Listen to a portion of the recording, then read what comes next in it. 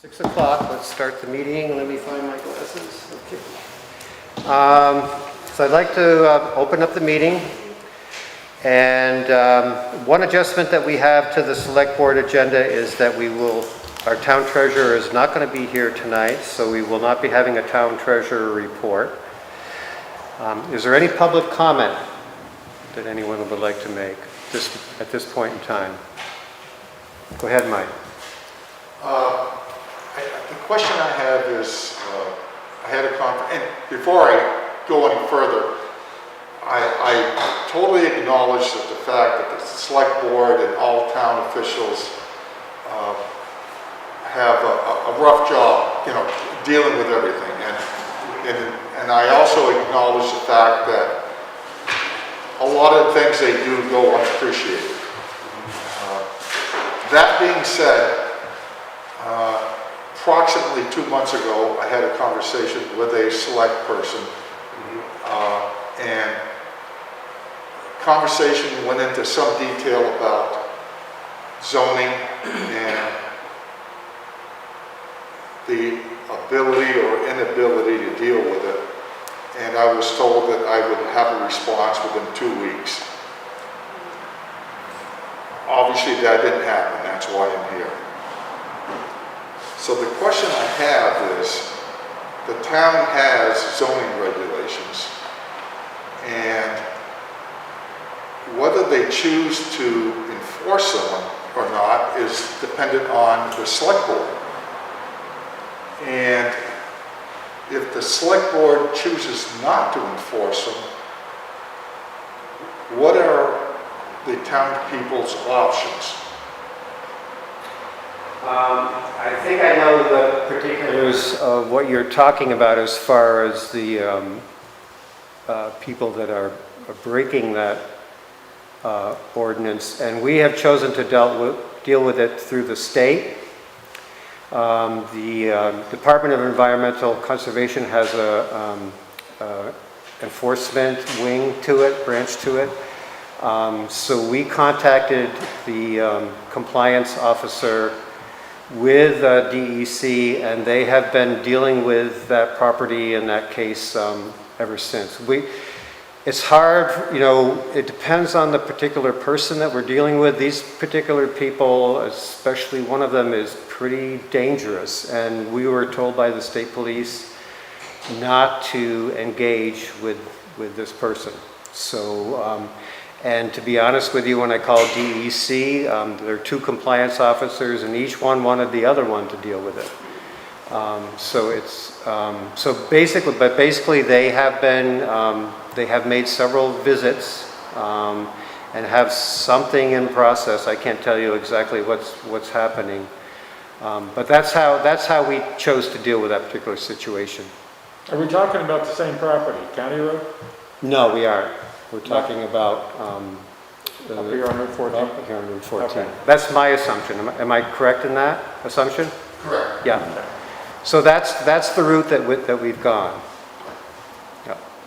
And there is something being done. I can't tell you exactly what's being done, and as far as the property, across the road from the property that you own,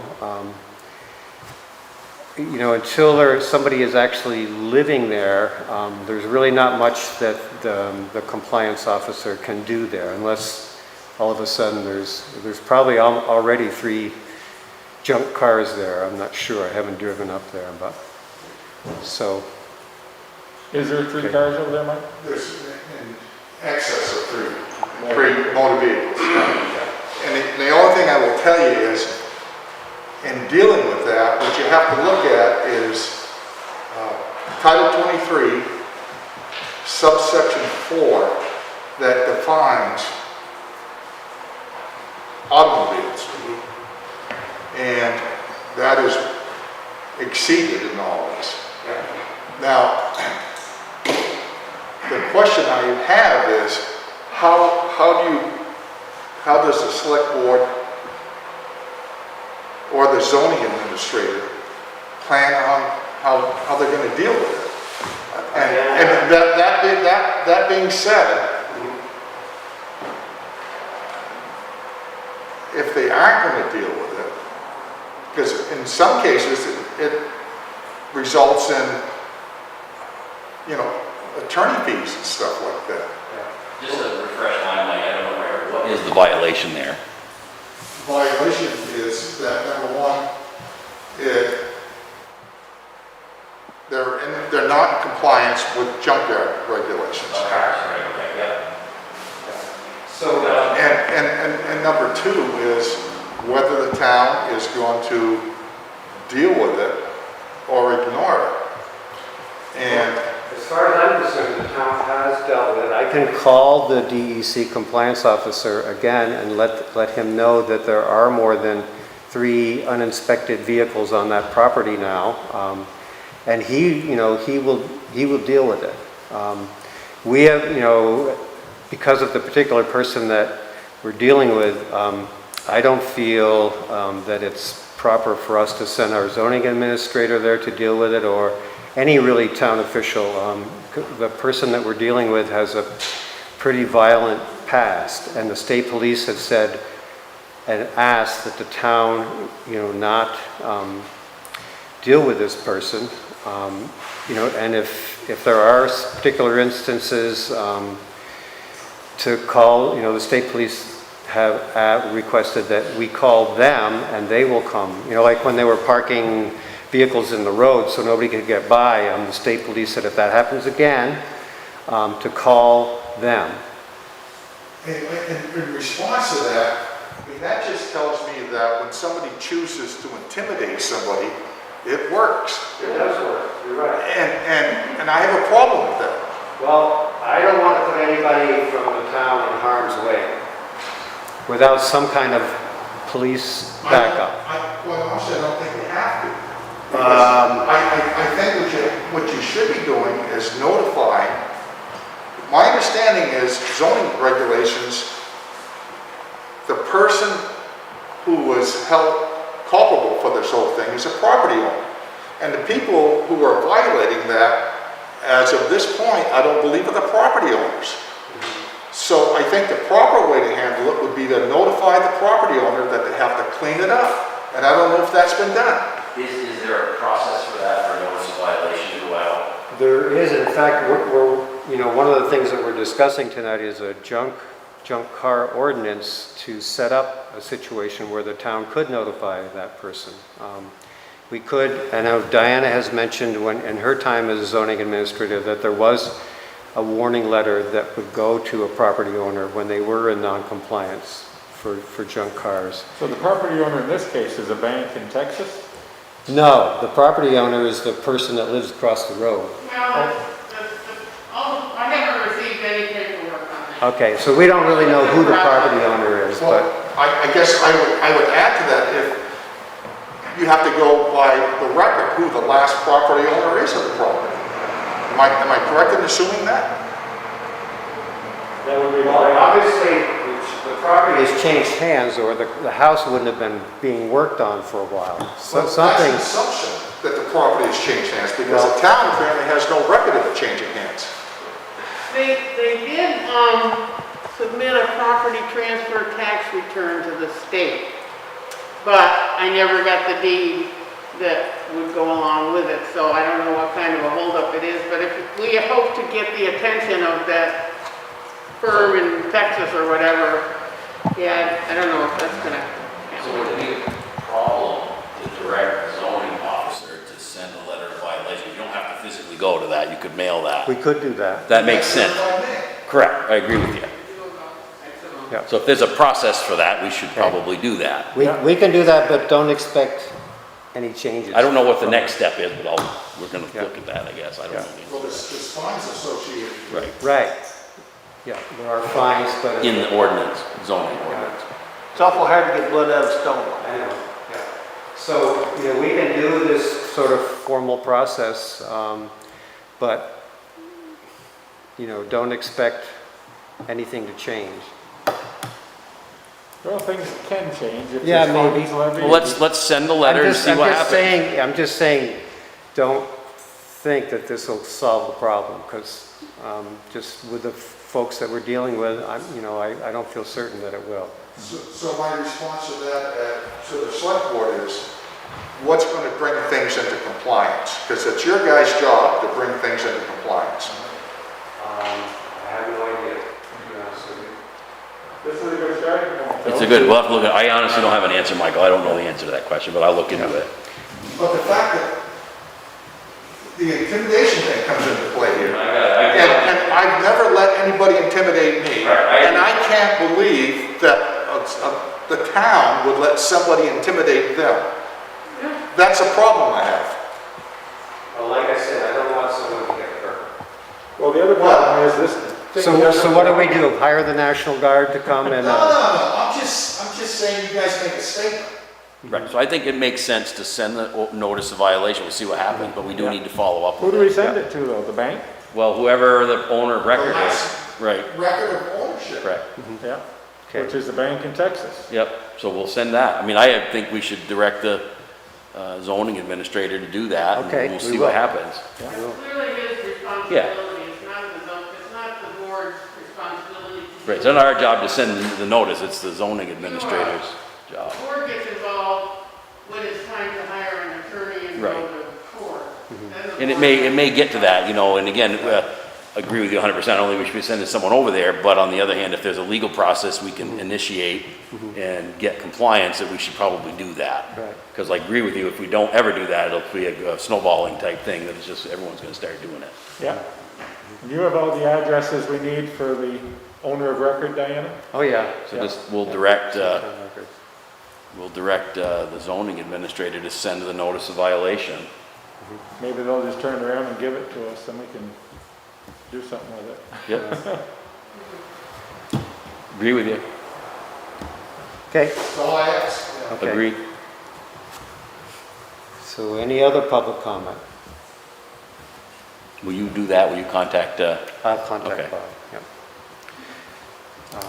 So with that, we're not hearing any other public comment. I make a motion that we approve the bills to the town, and by the bills to the town, I'm referring to the warrants that we signed a couple weeks ago.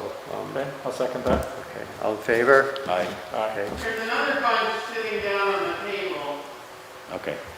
and Okay, all right. I wish we'd known that, I would have brought Randy them. left those there. I'll, I Okay. think he left behind for a reason. Well, is that the bunch that we've already, some of us have already looked at? something from last week, I haven't been down there, I'll go out and She afterwards. sent an email. I don't know. I All right, didn't- okay, all right. I think it is. I think it's still sitting on the table. So then I'd like to make a motion that we approve the minutes from the June 22nd, 2020 Select Board meeting. I'll second that. All in favor? Aye. Aye. Okay, so minutes are here to be signed, and we can get them to Diana. So next up on the agenda is a town highway report. Well, the good mowing done, the brush picked up, finally. The boys have had a lot of time off in the last 6 weeks. So we're getting behind on grading. We got done over on Chartier Hill for now. Went to the North Road and put a culvert in on the North Road Friday. Today we moved down to Flat Street and opened up a can of worms. There's a stream of water about that big around bubbling right up out of the road. And we put a culvert in, and I say we, the boys put a culvert in, and tomorrow they're gonna dig the road out and fill it full of stone. Hopefully we can get it diverted to the culvert. But we're having quite a time. You know, the thing is that bubbling, if it's coming from the spring that supplies those houses with water, who's responsible for fixing that? Is there some kind of, Good question. yeah, Right now, we haven't found anything except a drain pipe. Somebody dug down in there and put a 4-inch drain pipe in years ago, and the roots have grown into the drain pipe and plugged it. So, and both Gregs have stated quite a few times that they about get stuck there in the wintertime because the water doesn't freeze, it just stays a mud hole. So Greg and I talked about it and decided it was probably a good thing to fix. But I really don't know whose responsibility it is. idea of, with this spring that pretty much serves the houses in that Flat Street area, is there some kind of town record of who's responsible for that, or? I would think as far as keeping the water flowing, it would be the responsibility of the people who are using the water. They all have spring rights, I guess. If it's leaking and affecting the road, at some point, I guess the town might have to fix something. Well, as of yet, we haven't found a water line. We have found ledge, and there's water bubbling up out of the ledge. So, we'll know more tomorrow, but we're gonna dig it out and fill it full of stone and try to channel it to that culvert. Can you ask Russell? I've asked everybody in town about it, and until today, I didn't find anybody knew anything about it except Mike. I think the landowner's name over there is Randall Hoyt, is that right? That owns the land that the spring is on? Well, I have no idea. Yeah, okay, I think that's right. He doesn't live in town, but he's not far away.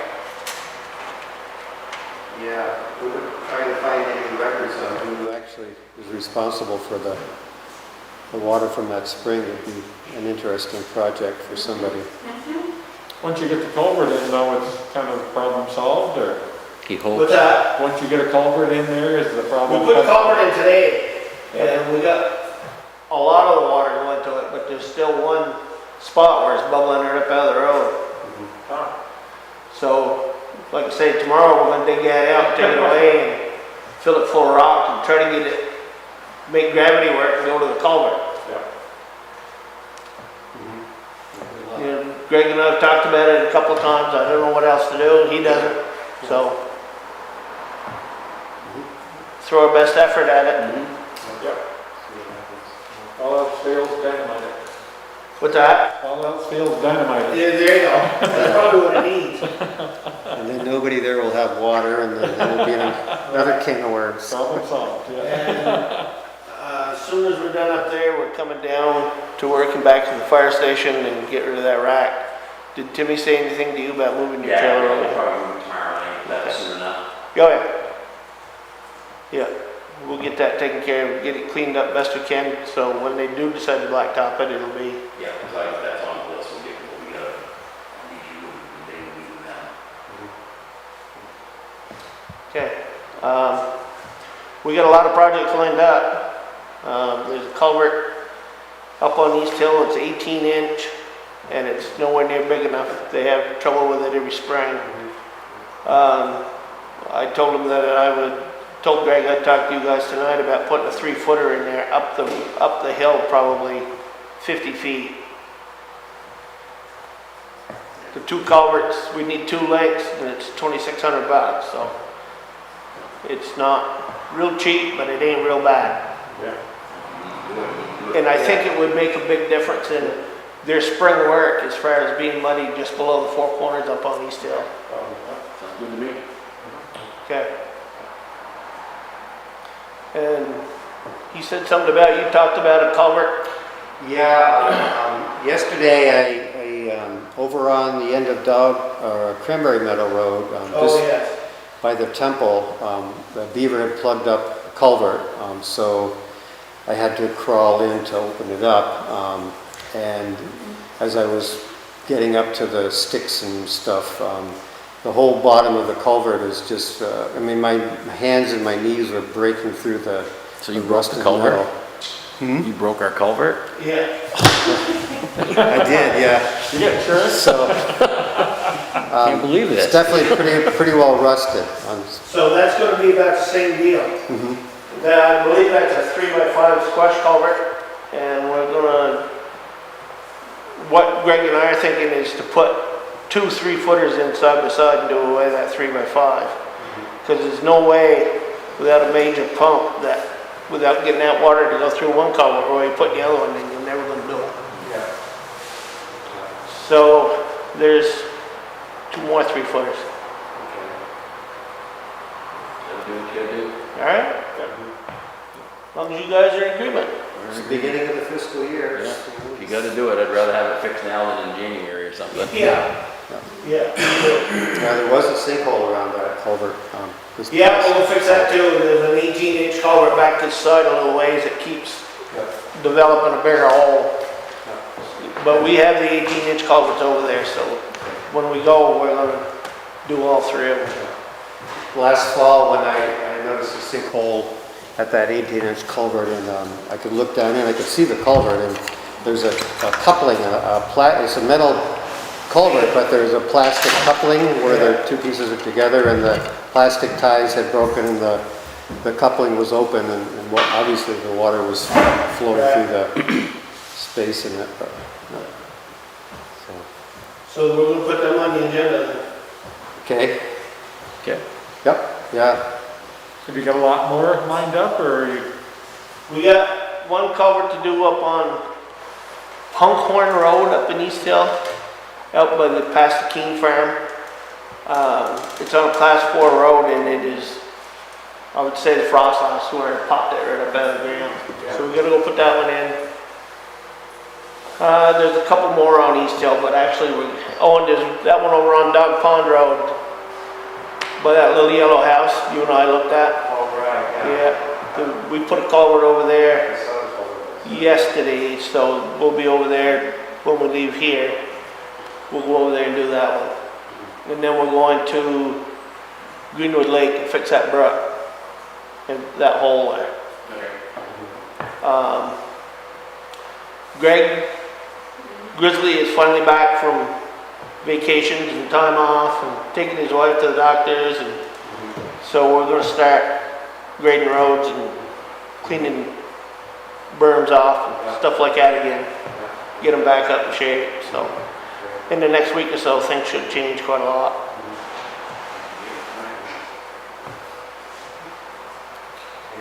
Working on that done? Oh, yes, no, we got the parts for it, it's all done. I helped them on Monday afternoon, and they finished it up Tuesday and Wednesday morning. So she's tip top right now. Perfect. Yeah. And what about the one ton, the 550? I had an appointment to send that out to Bear, and they ended up needing to put chloride down that day, so I haven't really got any further on that, but I'll get out there tomorrow and get things set up. Just want to do the list in my mind if you're working on it. Right. And there's been a couple of people approach us about parts off that Wrecked International. One guy wants a fuel tank, and the truck we just bought's got a new fuel tank on it, so I told Greg I didn't see any problem in selling it. It'll be a $200 bill. And there's a guy interested in one of the dump truck bodies. And Greg and I have looked them over, decided we're gonna sell the one off the truck we just bought if you guys are okay with it, and change the other one back onto the truck we just bought. If they want to sell parts off that, I have no problem with their judgment. Well, as long as that's something we're not gonna use. Right, you make that decision. Right. Yeah. Yeah. You know a little better than I will. And we're having trouble with the governor on the compressor on the grader. I've called Cat, they're gonna send us a new governor, and we may have to have Cat come up after That's that. popping off all the time Yeah. here. Yeah. I got an idea, it's probably, Greg put an aftermarket, governor on it, and I think probably when we get a Cat governor, it'll straighten out. Yeah. But just heads up that we may have to have a Cat mechanic come up. Perfect, thank you. Anything else? Any other questions? No, I'm good. That was easy. Okay, so let's move on. No town treasurer, so. Oh, I have one more question. Okay, I don't know if it sure. fit under the personnel policy or under town, we were gonna switch to the electronic time reports July 1st. Where are we at with that? Well, my understanding is that I think Skip Lindsay has developed those, and then he was going to there was going to be some kind of training for the road crew to. Okay, so we should probably follow up and see that we get to that. Yeah, And I think, I think Brandy was kind of riding shotgun on that, so, Yeah, it was supposed to happen a week ago this past Friday. We all got down there and Skip didn't show up. okay. So we gotta reschedule. I think Brandy has, but I'm not sure. I just wanted to run through my mind. I didn't know if it Yeah. went under policy or went under Right. highway report. Okay. Yeah. One other thing that I'd like to have you guys start putting some serious thought into is having 3 full-time people rather than Yeah. 2 part-time and 2 full-time. Been talked about for quite a few years now. So we'll be doing budget coming up in the fall. It's probably the Right. time to make the Yeah. decision. We'll look at what the Yeah. cost would be. Yeah, probably what we would do, Chuck, is, obviously it's not budgeted for this year, and it won't. Right. So we'll continue the discussion about that, or start a discussion about it, and have a good sense of what we would do by the time the end of the year comes, when we're putting the budget together. And, then budget for a third full-time person with the road crew starting with the next fiscal year. So it probably wouldn't happen until July. No, that's fine, but Yeah. there's just, it seems like there's a lot of wasted time in the morning. You get over there, people have switched. The crew has done one thing one day, they have to fill everybody else in on what's happened, and all of a sudden you've lost an hour when they should be out working. And this is the kind of stuff we wanted you to pick up on to bring to us anyway, so it's a good recommendation. Yeah, Because you're there to see what's going on. It needs to happen, yeah, really. yeah. It'll Actually, I think it would pay for itself. probably, what we would have to deal with initially is, obviously, there would be, with a full-timer, there would be the benefit responsibility, so that would be, a bump up in the budget. But if it did kind of compensate for more efficient use of time, I then, think it would, Yeah. I think you'd see a big difference in yeah, the amount of work that's getting done and the use of time not being lost. yeah, so we'll start thinking about that. And we could Actually, even we'll have start- Brandy work up some numbers on Yeah. what it's costing us now, and what the additional cost, because we're probably similar salary-wise, but benefits would add. The benefits would increase, yeah. But by the time you pay benefits on 2 part-time people, it may Yeah, not be you that definitely- much. right, might not be a whole lot There more. would be, insurance, health Oh, yeah, insurance, yeah. stuff There'd like be that. some, but so- it's worth looking at. Yeah, no, yeah. And it probably is time, we have talked about it. We've been for talking years. about it ever since I've been on the select board, Yeah. yeah, so, I Yeah, we're agree. using 3 people full-time anyways, and with Right. 2 subs, so yeah. Yeah, it makes sense. the way it's turned out, while they were mowing and stuff, we had all 4 of them there a few days. And, I mean, if we hadn't, nothing would have got done, Right. except mowing. And We did that some last summer too, just to try to get some things done.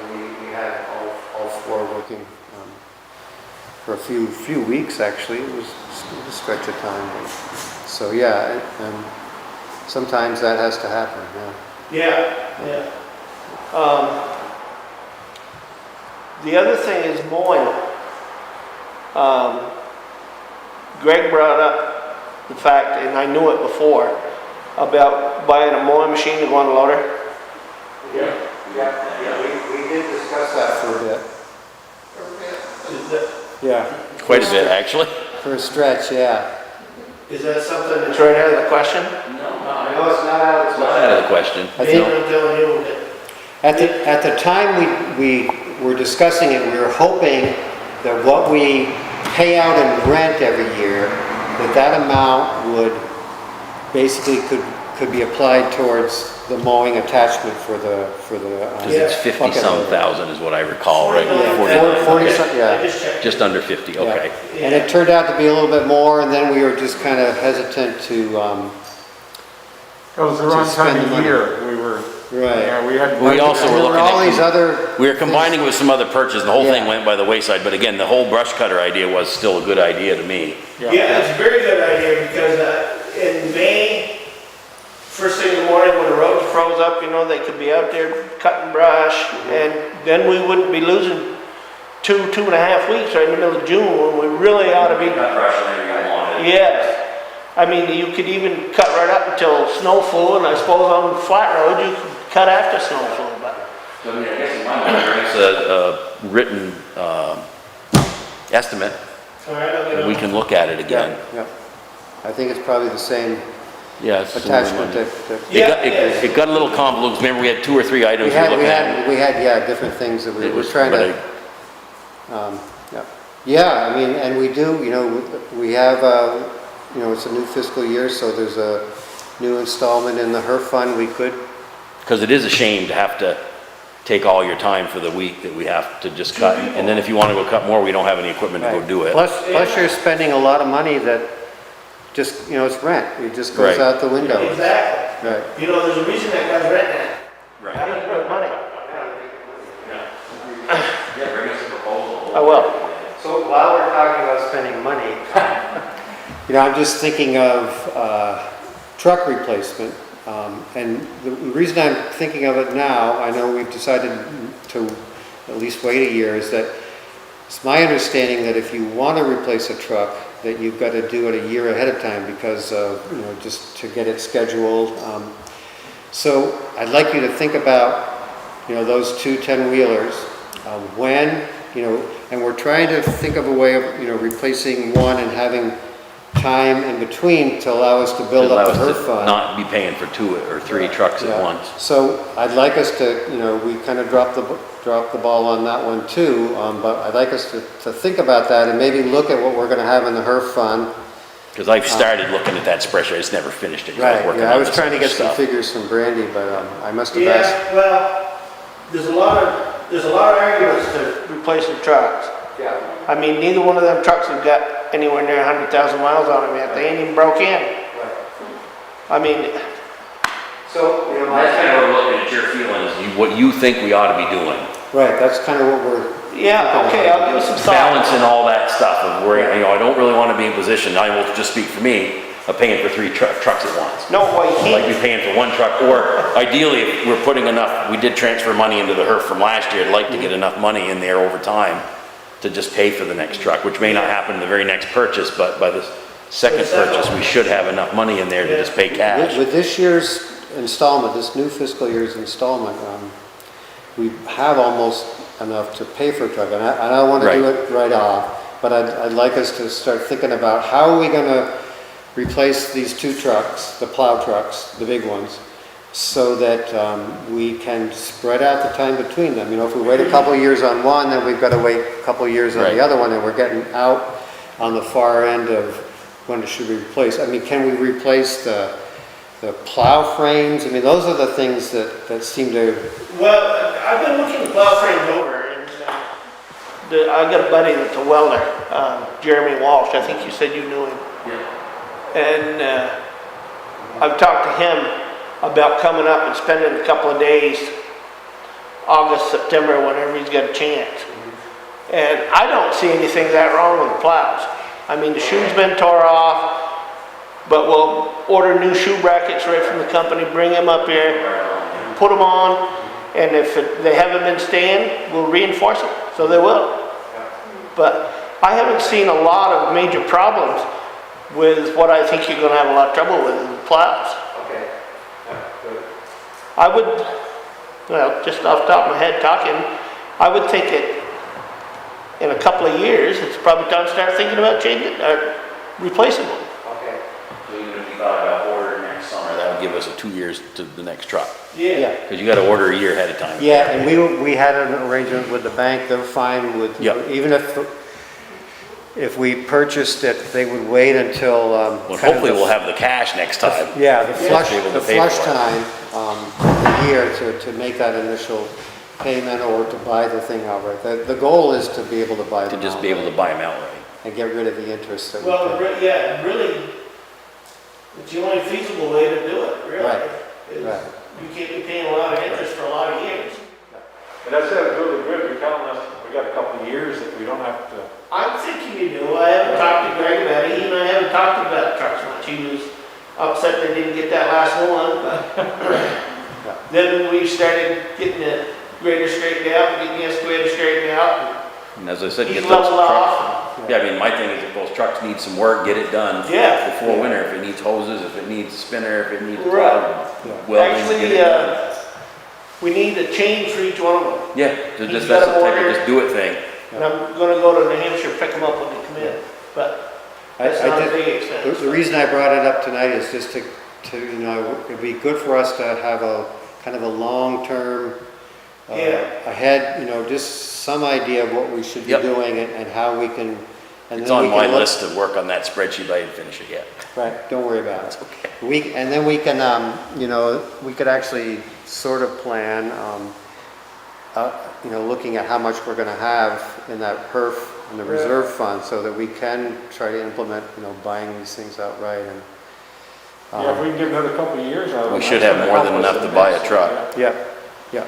You know, and if we can finance the, this mower wood Yeah. chipper thing through, what we would be paying out in rent, then it might be worth Right. taking out a loan and doing that so that we can keep that money in the HERF fund. Right, and your roads would be so much nicer, I mean. Yeah, Right, get them dry, get the brush back. You couldn't home road or something, you could go out and cut brush.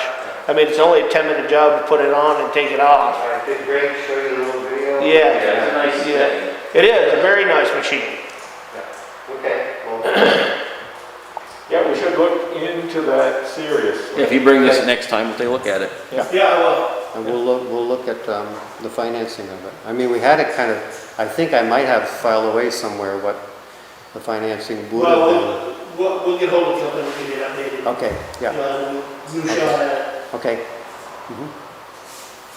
All right. Anything else for No. our road commissioner, no? Thank you. Okay. Yeah, you will. So, Yeah.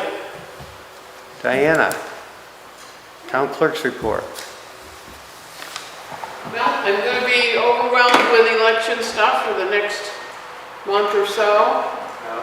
Woodbury, starting with W, we didn't get our postcards in the mail till last week. So people are sending them in, and today we put out 75 ballots. We got another handful here tonight. It's a multi-step process that Laura's been helping me with, all this, stuffing, and then I have to go, after we get them all mailed out, I have to go back into the election management system and record everyone. And so that's probably what I'll mostly be doing, trying to keep up with other work. And what is the primary date? Is it August? August 11th, 11th, that's right. yeah.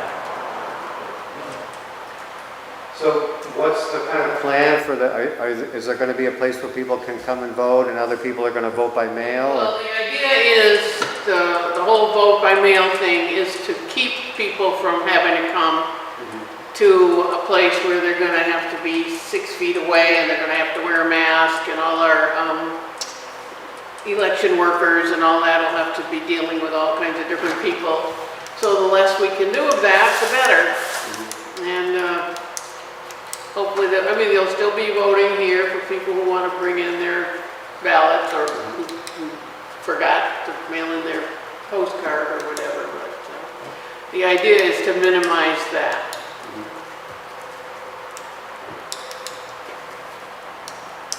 Anything else? Oh, You sure. know, like I told you, we're going to have a Board of Civil Authority meeting, I think it's the 28th, that I'll be notifying you all, so we can talk about election procedures. That's all I I have think I'm gonna be to sick that night. Oh man, it's going to be so interesting, you wouldn't believe. I get about 3 pages of emails from the state every day. Okay, well then, next on the agenda is the village paving contract. So I sent you guys all a copy of it. Michael's gone through it and made his comments, and we made a couple changes with Green Mountain Paving, so there it is. On page, I'll pass it, but I didn't have enough, you got a copy of it? I got a copy, yeah. Okay. And Randy didn't, only commented on the insurance, which was in there. Yeah. Have you seen this, Chuck? No. You can have this. I can make another one. So the long and short, if we're good with it, what I set up with him to have us go and sign with him, with Chuck there, we do have to talk about trying to get rid of the dip, which is probably gonna be an extra down here, but maybe we bring in some gravel, and I don't know how that's all gonna work, but, and then we would need to meet with the V-Trans people with him just to go over their concerns. We have the Yeah. permit, but that's one of the conditions, so I'm trying to schedule that as soon as possible. Okay. And I'll include you in the email chain, I think I forgot to add him in. Really, that's long and short, he's thinking second, third week, somewhere in August to do this work. They'll come in on one day, take up all the pavement, and then they thought like on a Friday, and then a Monday, Tuesday, they'd come in and pave it, so. Yep. We'd have to coordinate, he's got to coordinate with me, and I'll have to coordinate with, what's her name? Jessica? Jessica. Jessica, about not having their folks park. Right. What about the post office? What's gonna happen? It'll be blocked off while they're tearing up the pavement and while they're putting the pavement down. Other than that, it'd be available. That'll be available. So I'm guessing there'd be 2 or 3 days where Yeah, you're gonna have to park at the street and come in, okay. because they gotta let it cool before they can let anybody drive Right, on it. it's It's gotta gotta- cool, part of that spec is it's gotta cool to a certain level. Yep. So I guess our thing is if we're happy with the contract, we can vote to have us sign it when we can get together with, I guess I'll make, So this road be closed over here for a day or so? well, the only amount of time it takes to put the pavement down. Okay. Yeah, and whether they're gonna do that, I mean, that's a conversation we need to all have when he's here, is exactly staging that stuff, Yeah, you know? so we'll know Right. what the warrants. So I'll coordinate, once I hear from him, when he's available, I'll get the V-Trans and I'll get us all together to meet. Okay. Yeah, I'm fine with it the way it's, So I'll make a motion that we go ahead and sign the contract with Green Mountain Paving, and at a future date here, whenever we can get together with him to physically sign it with him. I'll second that. okay. All in favor? Aye. Okay. Do you have a copy for us to sign, or I've got this copy? Yeah, if you've got, we'll make you with the official copy, since you're the chair. Okay, all right. You want this or that? Well, you can keep it, I can print another one off. That way, if you're bored, you can sit and read all about. Yeah, State I'll highway. go through it, I don't know if I'll read out. I'll even email you the state highway 111 permit too. Really interesting reading there. Yeah, I've got a copy, you got a copy, all right. Yeah. Although if you have a copy, I did scribble a few notes on this. Or if he's got an unmarked Got a clean copy. one. Yeah, okay, clean one, that's better. The stuff I highlighted in yellow is just the payment stuff, you know. Yeah. So there's 2 places to sign. Let's see. And I can hold that if you want me to, or if you want to hold it as the chair, I don't really care how we do it. Well, we need to send it to the contractor for them. Yeah, I was gonna see if he could come sign it when he's here and bring us the insurance, but we'll, Okay, well, why don't you hold it then for Okay. now? I don't particularly. because he's feel- gotta bring us an insurance certificate, and there's gonna have to be an in-person meeting, so it might be easier to just do that all at once. And then we need a witness to sign it also, whoever, I guess Chuck could be our witness, I He can bear suppose. witness, yeah. Or if anybody else has. And that's the same contract format we use for the town hall roof and the school roof, so I just used Yeah, it. yes, it's our boilerplate. Yeah, I contract. just put our spec in there. There's probably some fault to be found, but we'll find it Right. the hard way. Well, we haven't gotten any trouble with it No. yet, so.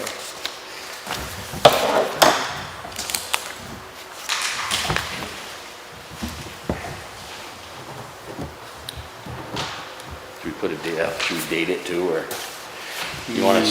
Yeah, we should date it. Is there a spot for that, or we can No. just write it in? What is today, July? July 13th. 15. Who should be our witness? Who would like to be the witness? Want to have Diana witness it? Okay, she often we do have a town clerk perform that role. It doesn't need to be notarized, it was our free act indeed.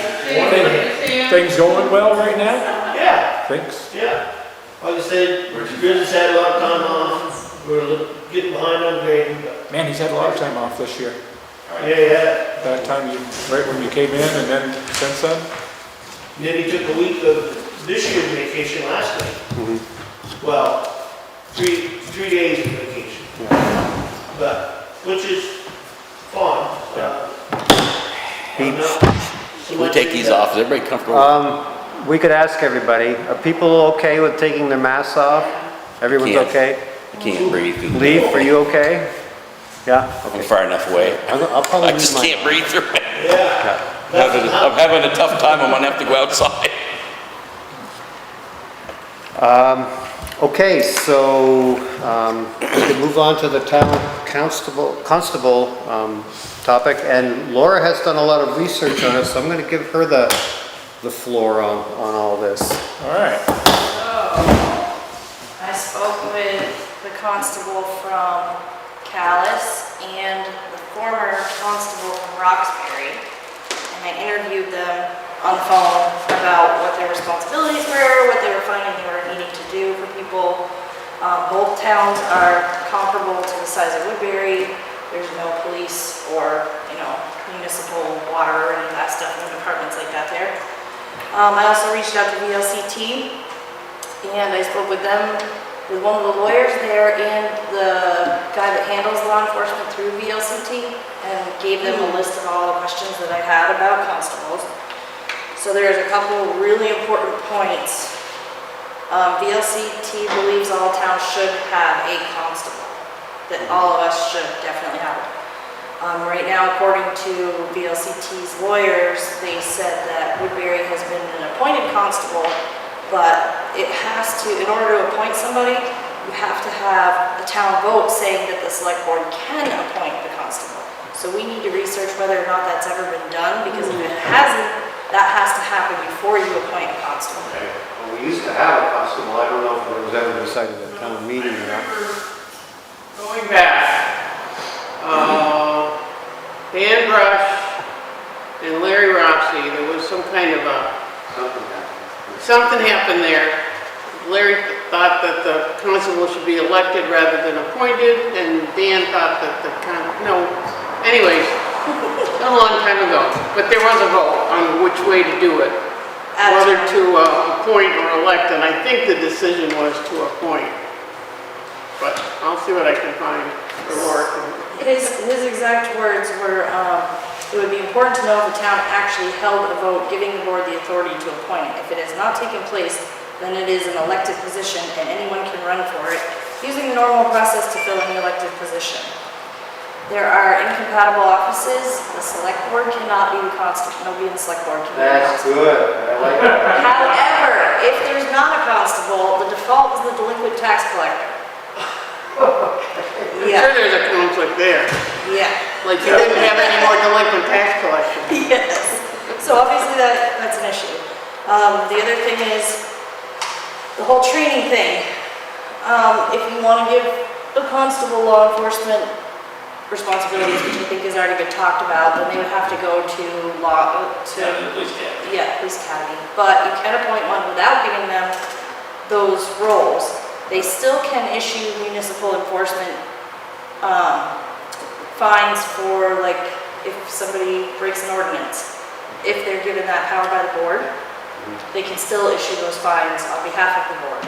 But everything has to be spelled out in the ordinances. So if you want to have a junk ordinance and you want to fine people for failing to go through with it, you have to write in that ordinance exactly how it's going to work. First thing is a warning, second thing is a $50 fine, third, So it's similar to our fire warden ordinance, where I looked at our fire warden ordinance, because I was looking at the stuff you sent us.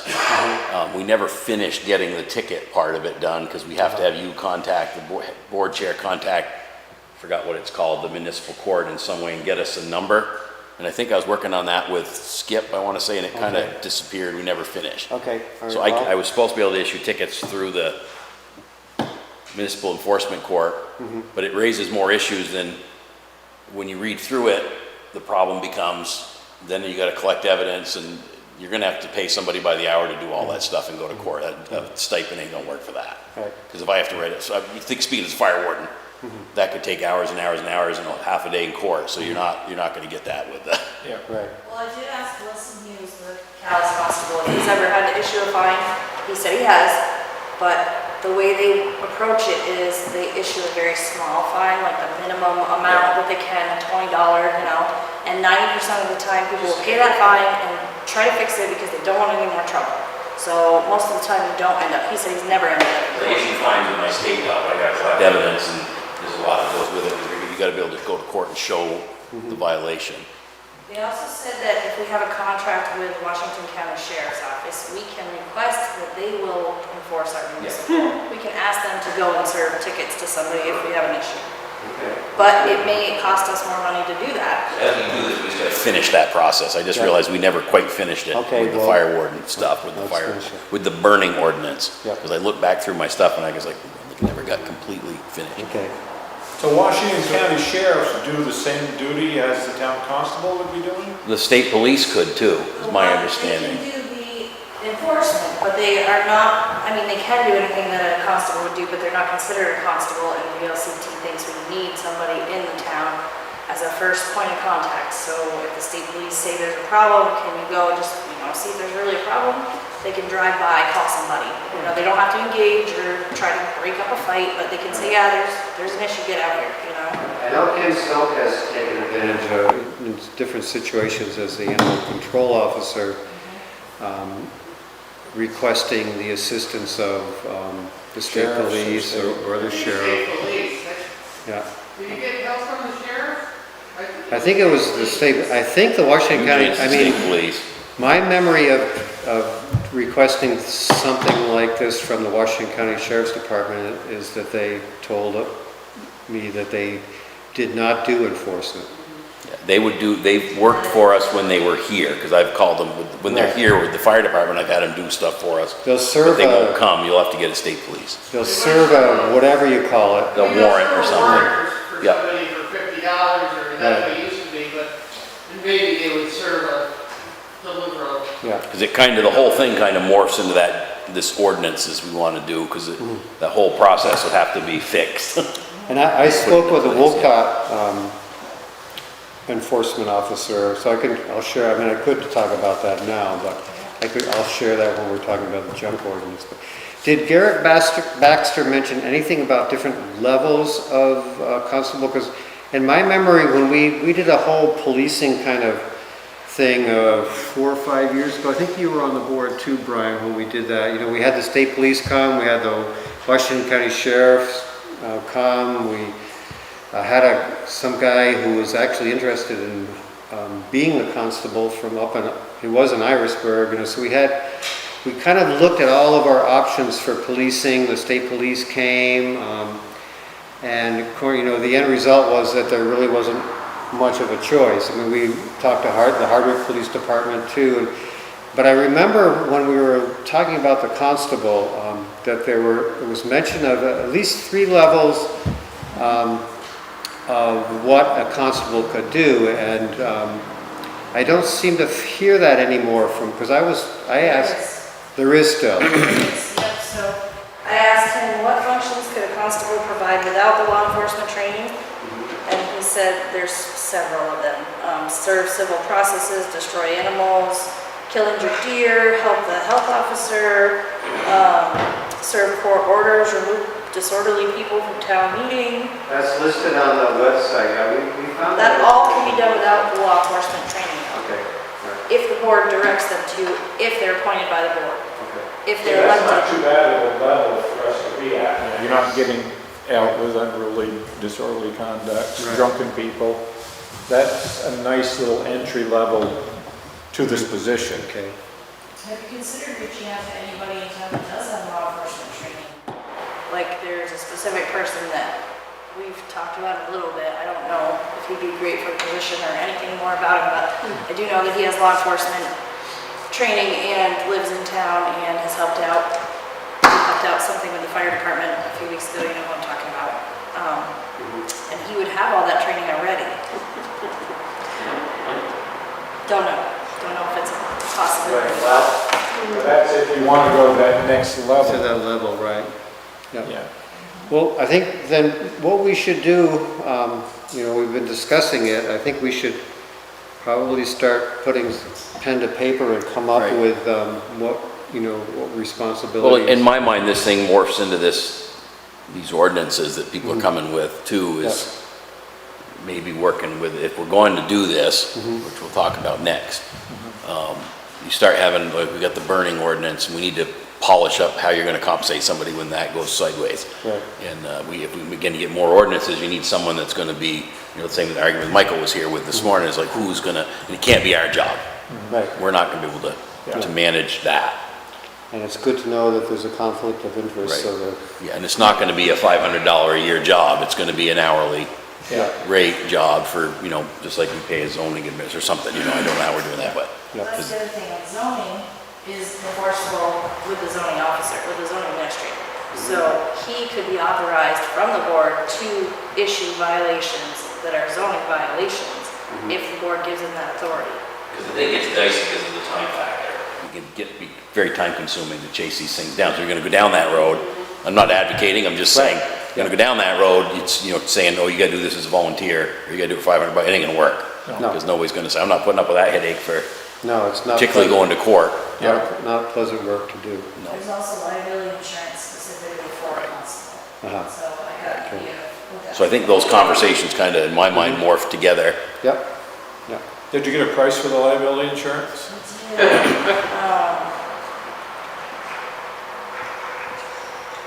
don't remember where exactly it is though.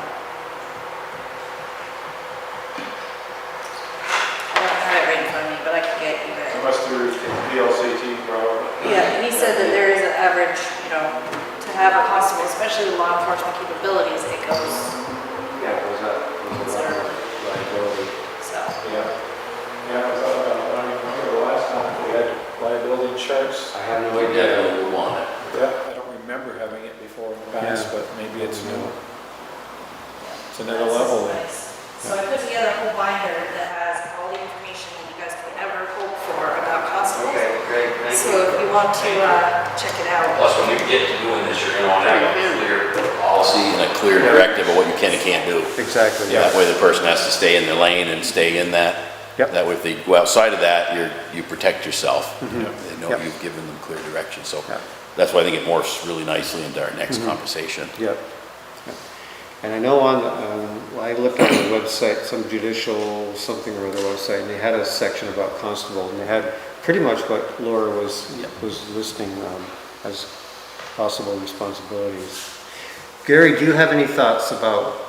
No, I basically researched and found the same information. Yes, yeah. Okay. As far as particulars for here, I don't know what they were, but I mean, as far as in general. Do you know what level you're looking at? Are you looking to be able to write tickets?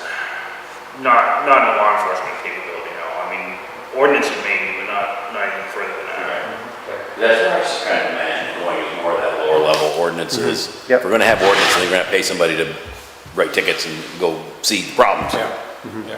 You get into the other part, I mean, you're gonna have, just my opinion, you're gonna have issues with, being supported by anybody. I mean, you can't be out there by yourself. That's backup, dispatch, Right. nothing. And Well, one that of is the the problem with this, yeah. One of the issues that we had when we were looking at constable position a few years ago is the fact that there is no, with the poor cell phone coverage, radio coverage, sending a constable out on their own to deal with a potentially nasty situation, we just felt it wasn't fair. No radio, no backup, no phone. Yeah, so. And I think that Washington County and the state police both said that they can't guarantee that they can send somebody out. Correct. If our constable gets in trouble. Right. We routinely wait 45 minutes to an hour for police backup for For the state fire police, department, yeah. Yeah, so we really gotta be careful on how much we give for duties. Right. We don't want somebody to be getting in trouble someplace and having to wait 2 hours for the state police to show up and Yeah. give you a hand. So it's, Yeah. this has always been tough for There's no them. improvisation right there. Yeah. I know when we discussed this before, just like you were saying, Brian, we pretty much decided that constable was not the way to go, just for that very reason. That's why I think of that town level So- stuff. Yeah, so keeping it at a lower level. And it's a lot of work, the training for any type of To go police, enforcement. yeah, And the police don't really like having to deal with someone to train either. So it's a hard, so at least that's what I was told a few years ago. So, yeah, I'm not really looking for that kind of level. I wish we had better police coverage for that level, but I guess that's what you get when you live kind of yeah, because away. we're going to overdoses pretty regularly, and Yeah. there's dogs involved, there's guns involved, and we're having to stay back and Yeah, let the Wait for police. Mercedes to get. Yeah, or luckily we had an individual with law enforcement training at the last one where there was a gun on the front seat, and they were able to get that out of there, and then we dealt with the individual, but we still had a hostile situation that we had to sit with until the police did get there Yeah. and took care of it. A lot of unknowns. Yeah, anything involving a car is very dangerous. yeah. There was just another overdose right here in front of the station this morning, so. crazy. I have one more point to Sure. make, though. I just wonder about, I know that Gary maintains a Facebook page for the town, well, not for the town, but you know what I'm talking about, the Woodbury. The residents in town. Right, so if we appointed him to an official position and he's maintaining that page, does that become a town page? Does the town have any responsibility? That's a VLCT question. That's a VLCT question. Because I worry about that. So as long as he does it on his own, we don't have to have any responsibility for it Right, but if he's a town or official. deal with it. If he's a town official, there may be a perceived conflict of We'll have to interest. ask. Yeah, that's, so we would definitely want to check with the LCT about that. It's a good service to have. Yeah. It's Yeah, just- I don't know the answer to that, but. I know I like your page though. It's pretty nice to see information nice to like see. that. When people behave themselves. Yeah. They don't have sometimes. Yeah. Anything else, Laura? Thank you. Anybody have any questions for Laura or anything else? Because to as I say? said, I think it morphs nicely into our next It does, yeah. conversation. Yeah. Okay. So let's slide into the junk ordinance. And it's, it's interesting that Mike came tonight. It's too bad he didn't stay for this, but. Right. I'm aware of the issue that he has. Well, he owns property adjacent to that Right. other property, And and he's thinking about his property values and yeah, other and things. I'm sure he's thinking his property values have dropped significantly at this point in time. Yeah. Yeah. Yeah, And so- they've dumped, vehicles over there, and they don't own the property yet. Well, that's the thing, we don't really know what's going on. I mean, obviously, they must think they own the property because they're obviously doing stuff there. Is it deeded to them yet? Well, No? Diana hasn't seen a I thing, haven't seen anything recordable. but, Yeah. I mean, they wouldn't just go take over the house. Well, maybe. Well, they might. They might. So again, Anyway, let's not go down that road. my point on any of this stuff, I think we just use the stuff we have that involves not sending a person to confront. Right. So if it involves us sending a letter from the zoning officer, and then if the attorney needs to send a letter, we'll just follow the process that way, and the sheriff can deliver paperwork, and, Right. I think, that's where I tend to agree with Mike, if we're gonna have these rules, we need to follow through. Yeah. But it doesn't necessarily have to be us, we have people we have do this, again, morphing into these next conversations, is if this is what people wanna do, Right. these are the problems that we can't, to me, it's worthless to have an ordinance if we're not gonna, you're better off to not have the ordinance. So, Regarding that ownership issue, I was notified today by the tax department that that property transfer tax return had been there for a long time, and I was supposed to, they wanted me to click a certain box, which would send it back to the attorney. So maybe the attorney will now realize that things aren't going ahead like they started. So, regarding the junk ordinance, I did send the VLCT model ordinance to Skip Marcassani, Sean Prentice, and Joyce Majors. They attended our last meeting for this specific topic, and they all thought the ordinance was fine the way it was written. They encouraged the select board to continue with the process. And then Diana found something in the Morrisville paper that Wolcott has just gone through the same process. And there was a name, a fellow named Kirk Klein, who has been pretty involved with the establishment of this ordinance. He's also on the select board in Wolcott. So I called and spoke with him, and I did get a copy of their ordinance, and it's pretty much the VLCT ordinance. They made a couple of changes. He did acknowledge that enforcement is a problem. He is actually the junk ordinance enforcer. Lucky him. Yeah. They also have an ordinance enforcement committee, which I thought was kind of unique. Yeah. I asked him about the committee, and he said it was 2 other town residents. But, we could have we'll talk more about the committee in a minute, but, so And he mentioned that there are basically two things that, two separate issues with compliance. And usually there's junk cars, and then there's garbage, trash or garbage. And they have pretty good luck with the junk cars. And they pretty much go through the process using the judicial bureau, the county courts. And he mentioned that VLCT has a couple of trainings that he took part in to learn exactly what the steps are and to follow them.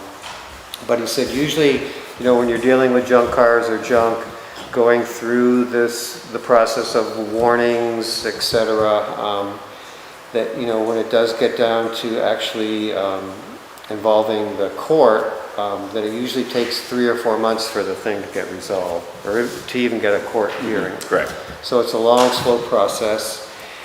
And what they've found that they do have a warning letter process. That's the initial step. And he mentioned out of 28 calls that using the warning letter has solved 16 of those. So they have pretty good luck solving the problem just with an initial letter and then a kind of a follow-up.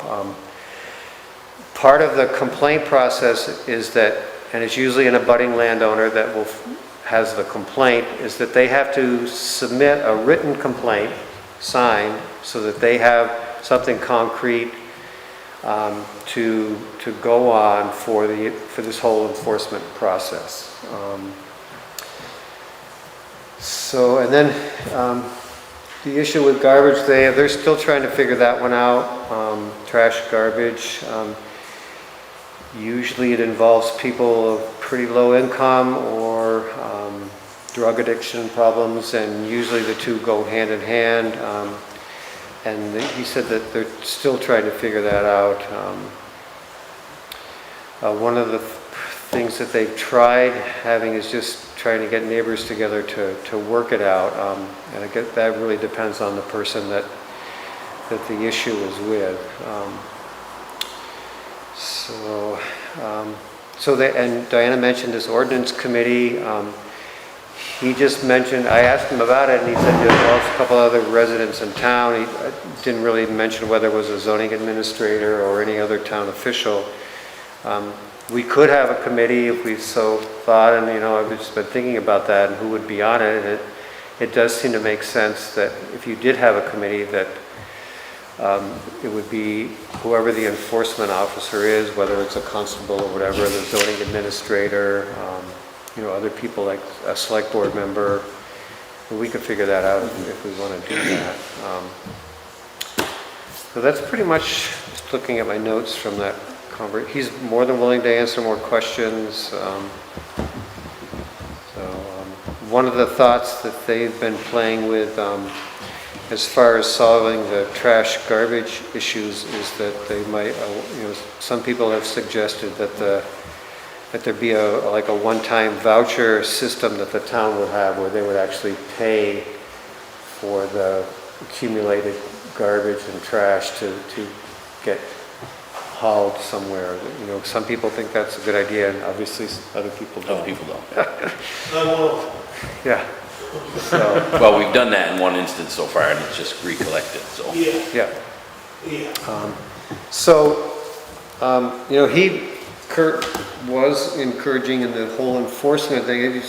He just mentioned that, somebody needs to be trained in the proper legal procedure. I mean, you can try to take the steps to have this being solved in court, and this would be more in relation to junk cars. But and if you don't do all the steps the way they're supposed to be done legally, you might get to court and the court would just throw it out because you didn't cross your T's back Right. 2 steps. Or you didn't show up at the hearing, or you didn't bring the right evidence, or you didn't. Yeah. So a lot to it. Said that if for that process, whoever's doing it needs to know what they're doing, needs to be trained in it. But VLCT, he did say that they have a very good training program for that. So that's kind of, that's information that I have about a junk ordinance. We could And I don't know, I guess I'm kind of curious to know how, what you guys think. What of- is the way they adopt these? I got mixed feelings on some of this stuff. Right. I'm not sure. I think, the select board would develop an ordinance. I'm trying to think of how we adopt any ordinance. My preference being that it affects the whole town. so Right. The whole town get to vote, because I really don't want to be one of three that imposes such thing. Right. I mean, you mentioned at the last meeting that, if we were to do this, and I agree 100%, that we would have a public hearing, we would develop an ordinance, and then have a public hearing, and, we could kind of judge by what kind of response we get from that. A town meeting, is a great place to have everyone, input. I tend to lean toward letting voters decide Yeah. on those type There of is things. I think it's in Title 24, the select board has the authority to adopt ordinances, not the voters. If you recall how it went when the ATV ordinance was proposed, the board went through, had several public meetings, and finally decided to adopt it. And then it would only become final and effective if within 30 days there was not a petition. In that case, there was a petition, and then there was another public meeting. So there is no, So there's no authority for voters to approve an ordinance. Sure, it's municipal authority only. I know lots of people got cars, few cars. I got 3 cars in my yard, so Right. myself, There are a I lot- become a violator of the day, and that's my concern, is Right. that I don't want to. If they're inspected and registered. They're not. There's one's an antique car that just sits there, and a couple that we're going to cut up. There are a lot of people in town. That's you see, that's the issue I'm raising, is I don't want to turn a bunch Everybody of otherwise into- law-abiding folks into violators when the problem we're trying to deal with is the big problem. Yeah. Change it to 4 cars. Well, whatever, that's my point, is just Or it doesn't. if the I mean, again, just my opinion, everyone's threshold's different, but I'm pretty free in this stuff, as long as the junk doesn't get where I can't get out of my driveway, I'm good. Yeah. But that's not everybody, that's just me. And the other issue that I've heard, or concern that I've heard about this is, like, say Mike comes in with a complaint about an abutting landowner, so we do something about that, but we don't do anything about all the others. Well, this is the problem, you're only gonna do what, to get a complaint on, or are we gonna go after everybody that's Right. Yeah. You send somebody out, to ride around Drive the roads around and and look try for to trouble. catch all the Well, see, violators. that's where Wolcott, there has to be a written complaint before they will act on So it needs anything. to spell all that out. A So- written and signed complaint. So hence my comfort level of bringing this, if it's what we want to do. If there's no push from someone, a group wanting it, in my opinion, do nothing. If there's a group that really wants it, it seems there is, There is a Then- group over by, then let's schedule some public hearings. Yeah, that's kind of an individual, and it's a little bit different than the junk car ordinance. This guy, we're talking about, it's on the county road. yeah, Yeah, so I hate to think that this one person is gonna cause us to write an ordinance that affects, 10% Town, of the again, town, same 20% concern of I the town. share. When we should just be dealing with that one guy. yeah, which we are. I mean, the DEC is dealing with them. Yeah. But if you don't have an ordinance, you can't deal with it, so. Right, Exactly. yeah. No, I get it. Right now, we've got three cases that we can all think of where we have several complaints in both cases, Right, in all those cases. But if you kept looking, you could find You can find some more. yeah. And if if the ordinance does state that we would only respond to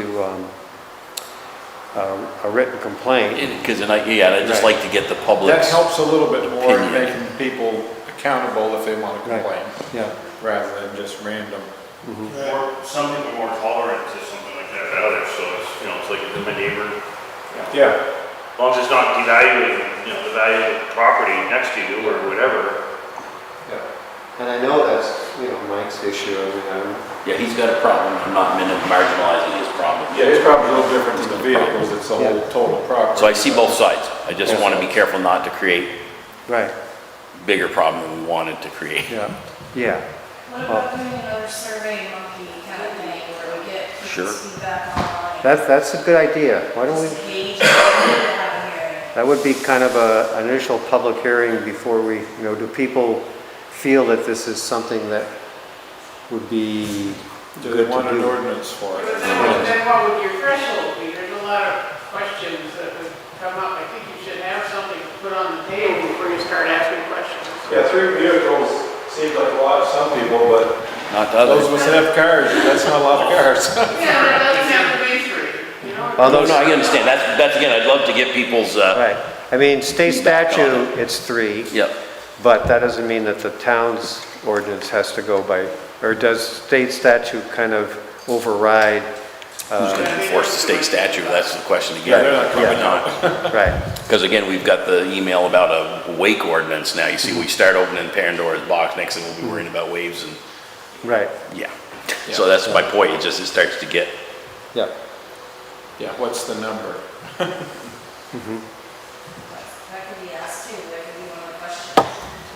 Or we could develop an ordinance and then use the Survey Monkey to have people, that would probably make more sense. comment on it. In fact, we would probably get better response This is what's that way been than having proposed. a public hearing like this. But I really would like the group that would like it to propose the ordinance. Here's what we recommend, and then we'll look at it. And then have the survey or the hearings, whatever we gotta have, would be my Okay. thought. I Well, I can, think it was suggested at the last meeting that some of those people complaining Put would some- maybe get together. he sent us a sample ordinance, I don't know if that was there. I think I sent you the same one. You did that, okay. From Wolcott. But I don't know whether those people are, it was suggested that they could form a group, but I'm not sure if they agreed to. I don't know if they agreed to, but I did send, I sent 2 of the Greenwood Lake folks, the 2 that attended the last meeting, I sent them the VLCT model No, ordinance. Skip did send us Yeah, an ordinance that they I sent recommended. them the one from Wolcott. And then you Yeah. did too. So I mean, I guess we have what they proposed, we could work with that. Yeah. It's too bad that one piece of property that's causing a problem or 2 would create an ordinance for the complete town. well, Yeah, there, but- like Diana said, there have been at least 3 complaints that, I think I have a fourth one right now. yeah, there have been other complaints. Isn't there a fix on some of those if you put a fence up or something that blocks? Yeah, it has to be in view of Yeah. the, But I mean, if you put a Street. fence up, That's doesn't right. doesn't the problem go away? I mean, he's correct, yep. Yeah, At least that's what the zoning ordinance says. Right. yeah, and that's what state Keeping out stat, of the view of the public. that's what state statute says. Well, maybe that would be a first contact thing. If there's a problem someplace, say, this is how you can mitigate this. Well, that could be in the junk ordinance. That would be in the So they ordinance. could, yeah, be in there too. But it could also be in an enforcement letter. Right. Yeah, If they're not in sight anymore, then, yeah. Because that gets it to a little. And to be honest, I haven't got makes to it read through what he manageable for sent them. yet, so I need some more time myself to Okay. think about it. So what's our pleasure with this topic? Do we want to see if those folk, like, I'll say Skip and Sean, Skip Mark Cassani and Sean Prentice, if they would want to put together Yeah, an if that's, or ordinance? if that's what they did. Yeah, And if that's okay. what they want us to move forward with, have them make an official request. Okay, Along with Laura going online maybe and getting some feedback from people. Well, let's get the ordinance that Let's that have- they want. let's Ignore have this something, first. yeah, something for For people them to to have look at. feedback about, yeah. You know, I'd like official, like, he did send us something like a letter saying this is what we're proposing to the select board. That way, it's something coming from them, not from us. Yeah. Okay, so, I don't know if I've seen that yet, was that recent? Yeah, it was, I'll take it back. He sent it on June 30th. Okay, that was a while ago now. Yeah.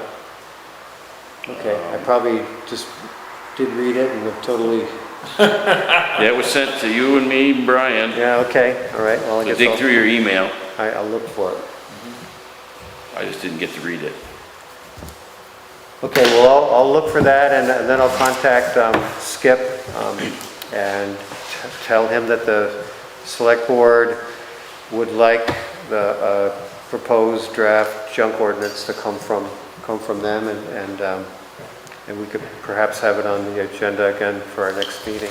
Is that top one anything for tonight, Mike? Or, No, okay, I can fill you in a little bit yeah, more later, yeah. So, that's pretty much it for the junk ordinance. How are we doing time-wise? I have no idea what time it is. 7:21. 7:21. 7:21, okay, so we're pretty close. So, let's spend about 20 minutes to a half an hour reviewing the personnel policy. I have copies for each of you of the VLCT. Jill Muir has responded did a review of some of the initial changes that we've made. Here's my copy. And I did incorporate those changes in the copy that you're looking at. But what I haven't done is, we were talking about the vacation, the issues around the vacation, the vacation request form, the whole process for that. I haven't put that in yet. I have the notes for those changes that we wanted to do. But I So thought, vacation request for Chuck while he's here. Has it been a problem with too many vacations that you kind of feel overwhelmed with being Well- short-handed or? Well, short-handed, I mean, they were in a situation where they all had time left over. A lot of it was comp time. And, no, I pretty much am in favor of the guys having the time that they want. Yeah. In fact, Greg has put in for the whole month of November. Wow. Oh, great. Parker. But he noted that if it snowed a lot, that he would be in work. Yeah. But it, At least we got a big notice on it, so. Yeah. we can- and there's 3 other guys, November can be bad, but a lot of times it isn't. Yeah. And it's what he's done forever. I'm really not opposed to it. Yeah. What I am opposed to is them making a lot of comp time in the winter. And then all of a sudden, at the end of the fiscal year, they throw it out there. Because the month of June, if I had 2 guys over there, I was pretty lucky. So we gotta figure out a way to have a road crew working. Well, I think at some point and somehow you've got to eliminate some of the comp time. I can see, like Greg likes to have Fridays off. So if you go from, say, the 1st of May until the 1st of November and figure out 4 hours a week so that he can have his Friday mornings off, then I think there should be a limit on it. Well, let's do limit how much comp time. Yeah, I thought we eliminated comp time, actually. I would be in favor of it. Because he has the right problem. I had the time they made me take comp time, next thing you know, owed me 300 hours. Yeah. You gotta take it off. Yeah. So they stopped letting us do it. And I We mean, do still have it. in a big company like, well, I worked for Casella for years, I mean, it wasn't that big a deal for somebody to get that much time off. But when you've got 3 guys, And, the crunch with comp time is that there's never a downtime really for the Right. road crew. Well, because you there get, is, but it's in the spring and in the fall, and they don't want that time off. right, 'cause the problem is you get an hour and a half for every hour, so what happens Yeah. is it just grows Yeah. exponentially. Well, and you don't know how much it's gonna snow either, so it's Right. really hard to predict. Comp time in the personnel policy is related to, in lieu of overtime pay, so that's why they got 1.5 hours of time for Right. each hour of work. I'm not a big fan of comp time myself Yeah, either. yeah. So they can get paid overtime at 1.5 also? That's Yeah, what their that's- choice is paid at overtime at 1.5 hours or comp time. Yeah, overtime is 1.5 hours. That's a state statute or federal problem. Well, it really doesn't make any difference if they're paid overtime or get comp time as far as the town's budget. It's just a matter of when you pay it. Time-wise is the problem. Yeah, in the summertime. We could eliminate comp time. I mean, I would want to kind of check in with the President Road Crew to see what they think about that, but, You put a limit on it. what's that, Diana? You put a limit on it. Yeah, There is a limit on it of 40 hours. but that's still That's still a fair amount. 60. I mean, I think it's our. A time and a half. It's not working for us, I think we No, can change it. it's 40 hours of comp time, so, you know, if comp time accrues at a rate of 1.5 hours for each hour of overtime work, then it wouldn't be 60, it would be 40. It caps at 40. It caps at 40, yeah. But you only gotta work 20-some hours, right? Yeah. To get that much 30, time. yeah. 30, I'd have to- whatever. I'd have to Yeah, get out my 30 calculator. About 30 hours, yeah. In which 30 hours, you know, I'm not opposed to 30 hours, but when it starts dragging out, and you gotta take 2 weeks off to get caught up. And I mean, this was an exceptional year too. He had a cruise planned and it was canceled. So he had his week's vacation, no place to go.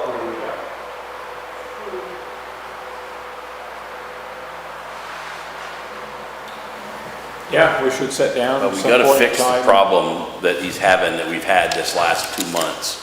Right. That part of my other proposal was to try to resolve that, Yeah. because it does create a big hole Yeah. when you need the road crew.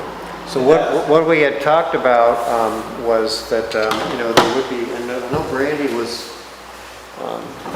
you know, in support of this also, just for her own budgeting, is that there be a window of time for requesting vacation, and that there be a form, and that the road commissioner would be Which the we one have.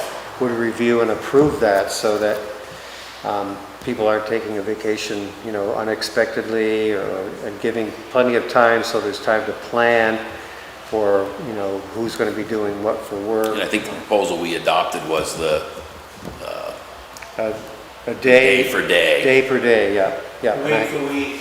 Yeah, so if you want 5 days off, you gotta give at least 5 days 5 days, notice. yeah. If you want 2 weeks off, you gotta give at least 2 And weeks. then, you know, the road. But you gotta get approval 2 weeks Yeah. beforehand. The road And you can commissioner, deny it if it's has- not convenient. Well, like I say, I'm pretty much in favor of the guys getting time when they Sure. want it. I mean, they earned it, they should use it. I would when they agree with want that, yep. But But- you can't have everybody gone in June. it. For the whole month, I mean, and that was another situation with the tractor. It took Peter and Greg both working, Greg working in the morning, Peter working in the evening to get 80 hours on that tractor. Because they only work 4 days a week. And so that tied up a big part of it. And then Greg was out for 2 weeks. And Greg Parker's took the first week of June off. I mean, it just snowballed from. yeah.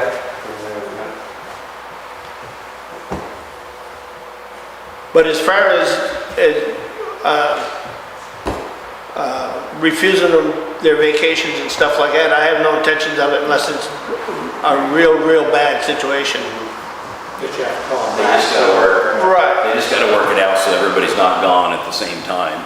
Well, they do that. Yeah. But, say Grizzly says to Greg, I'm gonna be gone next week.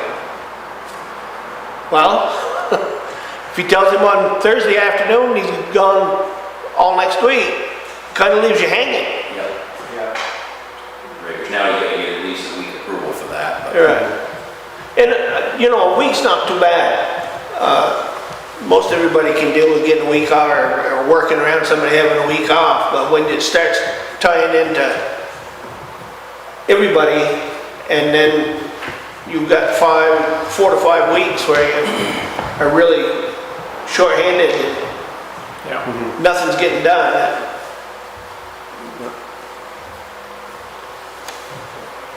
So I'll work that language into that as far as, So what's our feeling on comp time? We could solve that problem. yeah,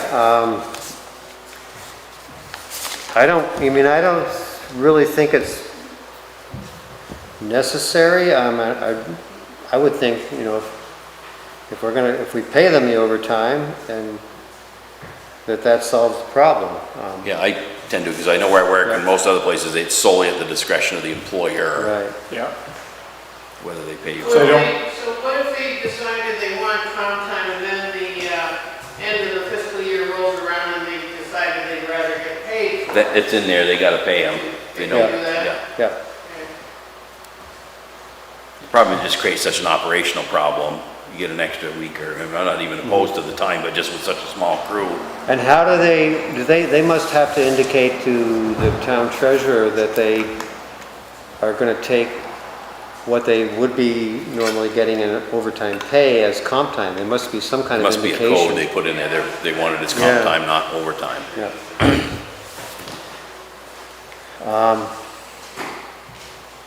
I mean, I'm fine with eliminating it. I'm not sure how, Let's, Yeah, Eliminating comp time, yep, totally? totally, yeah. gone. Is that because it's been abused? well, it's creating an operational problem. No, things have been smoothed out, I think. I don't know. Well, I mean, they're getting paid instead, so it's not like we're Not her, taking something away from them as far as, It has created a problem for us this summer, or this This spring. summer? Yeah. Earlier in the summer, it was a major problem. I mean, we could, decrease the amount of comp time that gets accrued. That's another, an alternative to that, and the problem's still the same though, right? just additional Okay. time off. Yeah.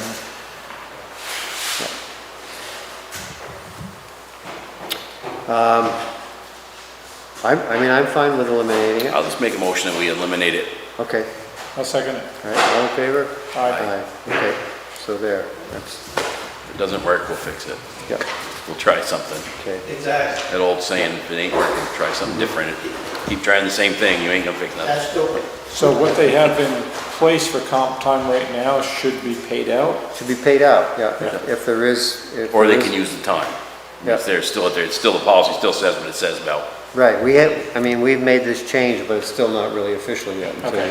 right, till we adopt this I policy. don't think, as far as I know, nobody's gonna come on last. Yeah. They used it all up in June. So we've got the vacation request form and then the. I think we voted on that last We time. did, yeah, I'm just kind of, And then we've also gotta make sure that Making that payroll, electronic payroll gets implemented. right.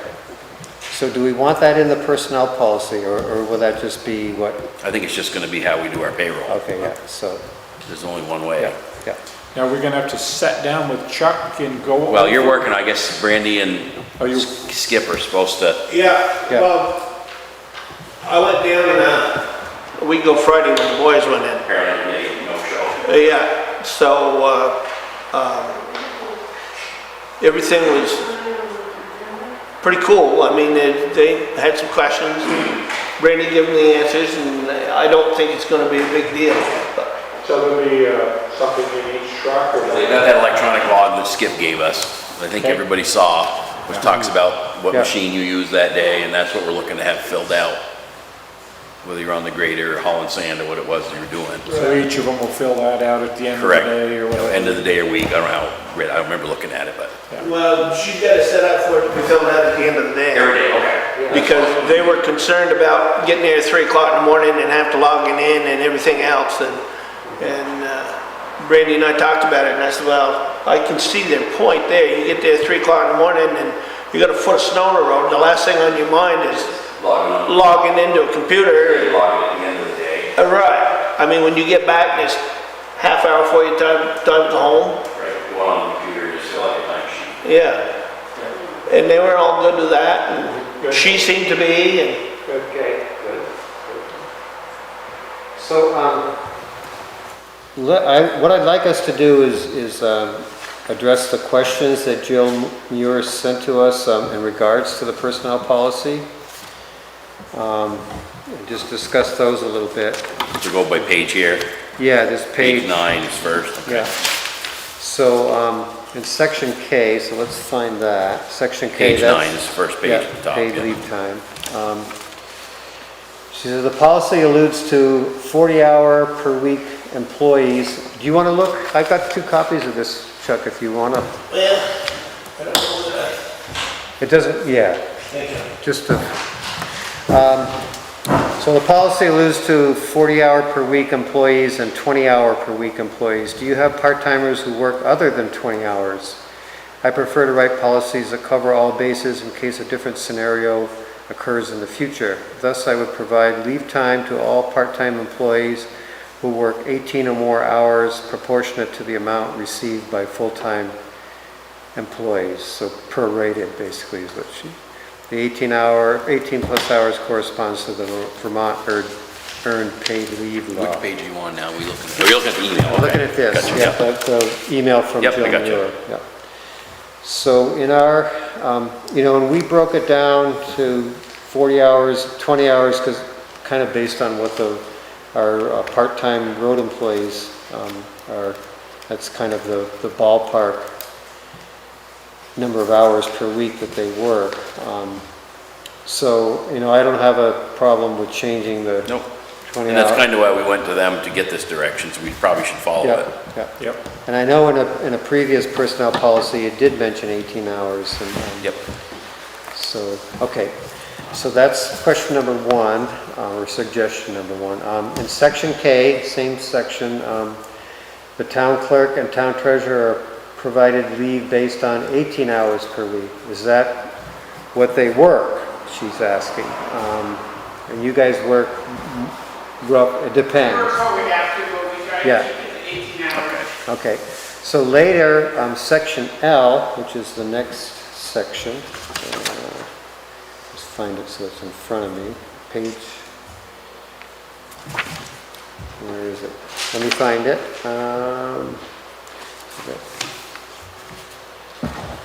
Section L. Do we have a section L? I don't see one. M, we have a E, an M, so we must have an L. Hang on. Let's see. That's probably another thing. It's an interesting take. K, there's 10, 11.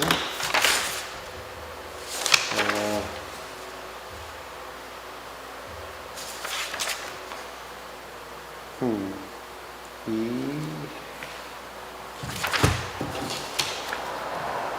I don't know where section L is that she's referring to, but let's see if maybe just reading it. Later, section L, which I looked at only briefly, says health insurance. Okay, that's, okay. So that's, I don't have that page here for the health insurance. Section L says health insurance is provided if they work 30 plus hours per week. Maybe I'm missing something, but I'm finding this confusing in light of providing leave based on 18 hours per week. I also strongly suggest having elected officials, if they receive benefits, sign the agreement that they will adhere to the personnel policies. Perhaps they already do, but if not, I suggest making a change in exchange for receiving town benefits. That's, yeah, because the interesting thing, being elected town officials, you can't tell one party or the other to do something. Exactly, So yeah. they'd have to voluntarily, if you're gonna get, what she's saying is, if you want benefits, you have to sign the policy, if not, Yeah. you don't get any. Yeah. Interesting take. And in our Well, it's true, I mean, you think about it, because we're all elected, we could just say, nah, I'm not and listening to our that. section L for the health insurance states that only full-time employees receive health insurance. Yes. Or eligible for health insurance. Yeah. So, okay, so then in the third suggestion, though as mentioned, I did not review the full policy. While scrolling, I couldn't help but notice the retirement section, which crosses out employment for those working 24 plus hours per week.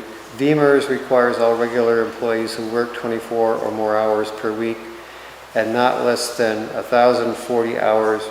I think she must mean 40. Yeah. Yeah, That's a lot of hours That's a to lot of work in hours one in one week to enroll. So I can look into that a So we little. may have to look at that, we may not be doing it right. Yeah, I'll look into that. So again, my opinion is we should adopt the suggestions if that's what we were looking for. Okay, right. And I did incorporate the other suggestions that she put in, Yep, the on strike throughs. on the margins. Yep. Yeah. So those are incorporated. Okay, so what I'll do is get this vacation request form and the time frame for requesting vacation. I'll get that into the personnel policy. We'll eliminate comp time. And then we'll take one last look at it, or maybe I could just send it for you guys to look at. When I had this one change I had talked Yeah, you had about mentioned before. something too, yeah. If people don't want to do it, I'm not married to this idea, but I'm trying to Okay. solve the problem of having all that leave time accrued in July, which Mm-hmm. creates a problem for road commissioner where everybody has to take all the time off. Yeah. It seemed complicated to try to do it on a weekly basis, but Brandy had broken, so you take the employee's allotted time and you divide it over the 12 months, and every first, what this says is every first paycheck, you'd get your 1/12 of your leave. What that does is a constant rolling average where, you know, if you're not maxed out, you just continually use your time and build your time every month. So you're not, if you're gonna get 120 hours, say in July, but you don't have room for 120 hours, that's what creates the problem. So I gotta take some time off or I'm not gonna get all my time. So the idea is you'll be able to spread your time out over longer periods of time and not have to have this bunched up amount of time off at the end of the year. Yeah. Although, if they did not use that time through the 12-month It would period, stop accruing. it would stop accruing. Correct. What would happen is it would now. You know, that's why everyone uses all their time in June. If they Yep. don't have room for it, you gotta take a week off or something. Okay.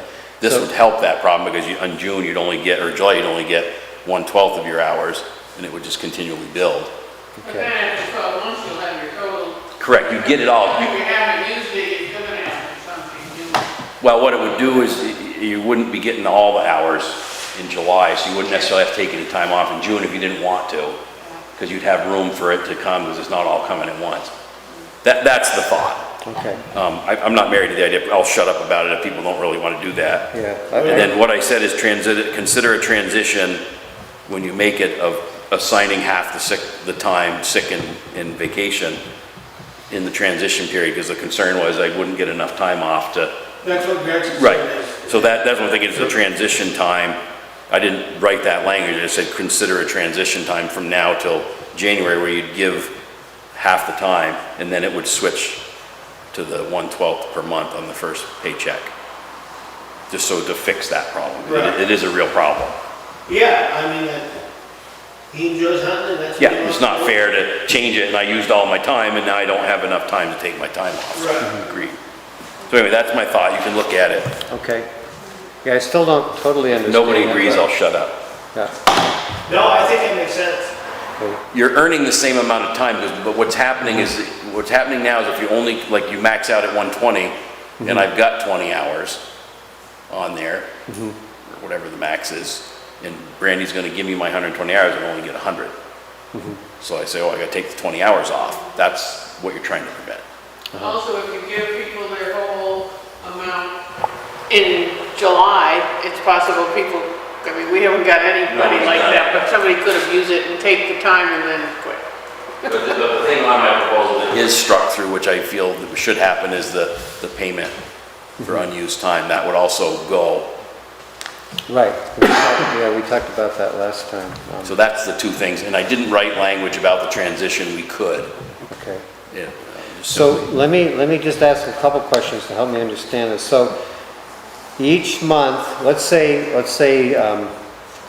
the employee gets 120 hours of, can accrue 120 hours of vacation They time. get 120 hours Yeah, of so year. each month they would get 10 hours? Yeah, first paycheck, they would just give them 10 hours. Okay, and then, so say if they worked a couple months, they could only take 20 hours of vacation time, Right, as you started, the issue would be new employees. new employee, okay, Build it up, so how the state deals with it is at 6 months, they give you all that time off.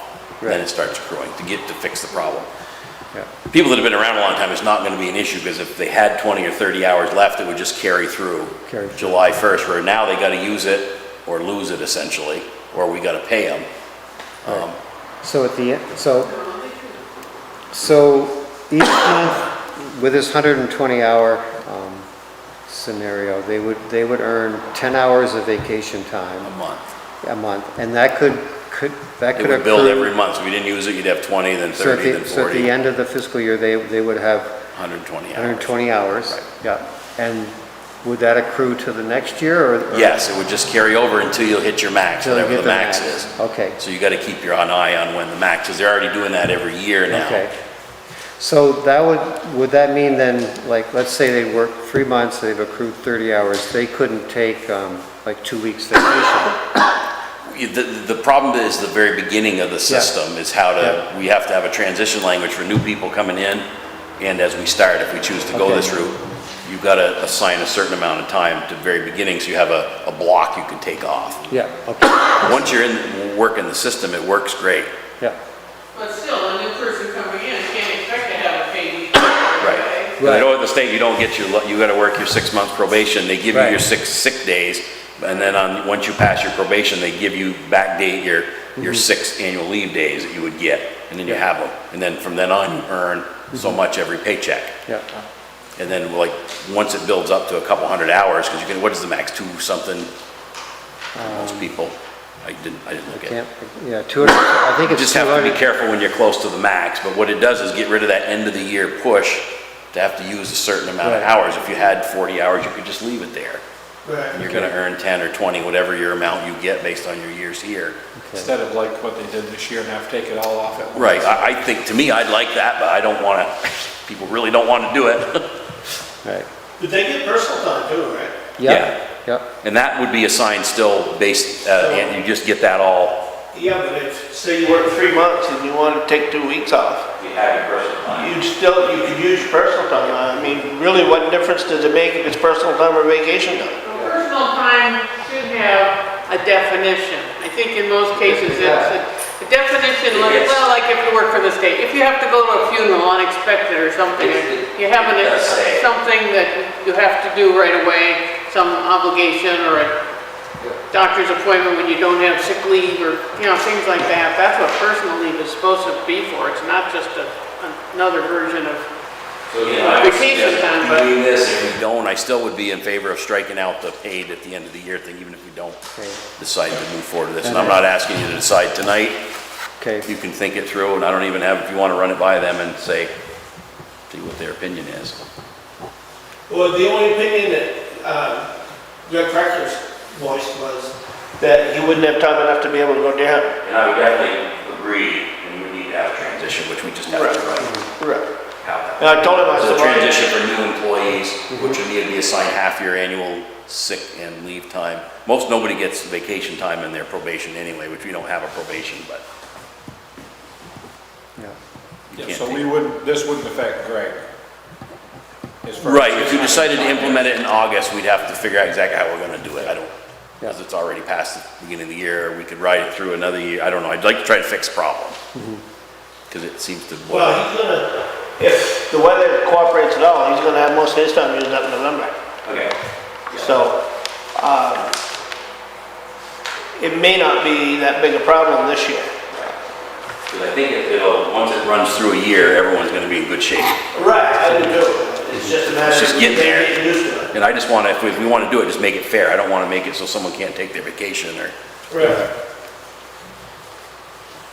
Okay, So, we're there for cogitation. okay, yeah, I I still think don't, sit on it for a month. still don't but- totally, I mean, I understand how it's accrued. It's the and system how I it's- work under, it's a little different, Okay. but to Yeah. me, it works great. Yeah. Because it wouldn't be nice to have I get so much leave time, if they gave it all to me July and I had to use it up at the end of the year, I'd be gone all the time. Yeah, First of April, you don't work. Yeah, I'd be like, so let's go home now. I mean, what I still don't understand, I mean, is that how it's different for when you get to the end of the year if you haven't used it up. Because it would just accrue to the next year up until I think it's 160 hours that we've set. It's not different if somebody has their time maxed out, Right, because they'd start losing time in February. yeah, So someone, Okay. what it would tend to do is spread that out, because Brian would look at his slip and go, holy crap, I better take a couple days off or Okay. I'm gonna not get time next month. And it would solve the problem of having to take a whole week off in June. I see how that, I see Or how 2 it weeks works off. You out. see, I don't take enough time off, so I gotta look at I just lost some hours. Yeah. I have to look at it and go, shoot, I better take a day off or I'm gonna not get time on my next paycheck. So now I'm understanding so this would, if somebody had accrued from 1 year and they reached their limit of 160 They hours. just stop accruing, which is Yeah. what they would do now on July 1st. Right, so it would, But it would happen in Okay. February, and then the employee can say, I gotta take some time off right now. okay, I get it. Okay, so Or yeah, so November. if they were wanting to take time off so that they wouldn't lose any vacation time. It wouldn't be in June. Right, it would be other places I around the get it. year. Okay, now. So you either plan your vacation differently Okay. or it would have to go before June. So Yeah. it's not all bunched up with everybody at the same time. Okay, I get it now. Okay, yeah. It gives everybody more freedom to do what they It want. does. Yep, yeah. that Because you can sounds- carry that 40 hours over because you're not in danger of, Losing it. because if they're gonna drop 200 hours on you on July 1st and you can only have 240, well, that puts you in a problem, Okay. close to a problem. So let me incorporate this and then when I send. So we do need to write some transitional language. It Yeah. basically says Right. new employees will have half of their time assigned when they start, and then it would transition to the monthly system at 6 months, and we'll do the same thing Okay. for existing employees, if that's the route we choose to go. All right. So, why don't we, do you think this is a good? I mean, Yeah. I think I'm starting to understand it. I don't want to shove it in if It's you a guys little don't bit understand different, it. But Yeah, it, it's different. but it's, Okay, so I think it's worth trying. I mean, Yeah. We can fix it if it break it. Okay, all yeah, right. if we have a problem with it, we can change it to next meeting, but it Okay. sounds like it should work right. All right. So I'll kind of take this and try to write something up and I'll send a And just draft. assure those guys, nobody's trying, if someone's got an individual Oh, I have. problem, I have. make sure they let us know, because I don't want to have someone not be able to take their vacation between now and, that's my opinion, I so pretty much told them that- just say, come to us and say, I got the problem, we'll fix it. Right. Yeah, we don't want anybody losing. No, anything. absolutely not. No. That's not what the goal of this is. The goal is No, people can get their vacation time and use it. Exactly, I'm all for that. They're the time they leave. Yeah, the house, they absolutely. don't have it. 100%. Okay. So I'm pretty sure I won't get the language totally correct, but you guys can, I was gonna take a stab at it, but I figured Yeah. I'd wait until, okay, I'll give it the first shot and then. First draft. And you can finesse it for me. Okay, so I will try to do this within the week so that we have a few days before our next select board Yep. meeting to look at it and you make the changes to make it correct for that part. And then and any other suggestions, with what Yep. what I think the put rest in of it, here. just do what the lady suggests. Yeah, That's why we had her do it.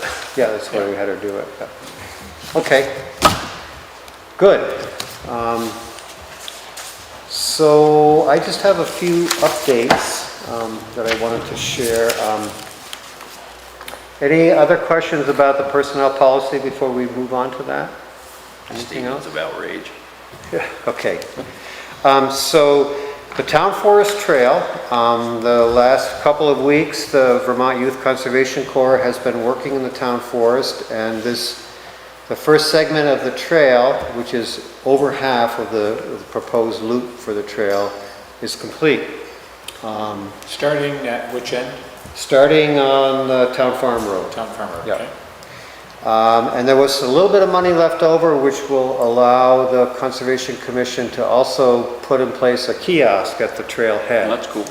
So, and then there'll be another, probably another grant sequence to try to, I think the next thing that we feel is pretty necessary now that there is a trail there is the little parking area, especially so that people don't drive down the road and turn around in property owners' driveways to come back out. Also build a little parking area there type of thing. Yeah, and we have, we've have a plan for that, but Okay. the Conservation Commission does, so. Yeah, let's see. So yeah, the trail is complete, and check it out. Go for a walk. Is it marked? It's a tagged, trail, discussed? it's obvious, yeah. It's obvious, yeah, good. And with the kiosk, under the plan, the long-range plan is that there will be like an informational brochure, and there might be some spots along the way with certain things that do have kind of a sign or so it can be somewhat educational or informative. Nice. Yeah, so. I used to be up in that forest all the Yeah. time. Yeah, we do. Yeah, Yeah. me too. So let's see, the school lease. So fiscal year 2021, that's the third year of the present lease that we have with the new elementary school district, or the supervisory union, pretty much the same thing.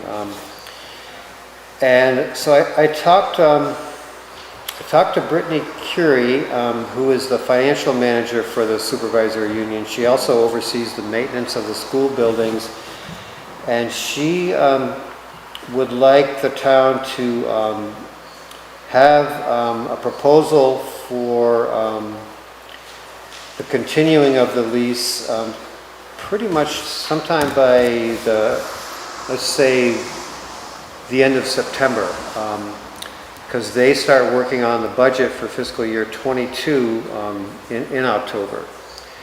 So we had talked about maybe having an initial meeting with her and some of the elementary school board members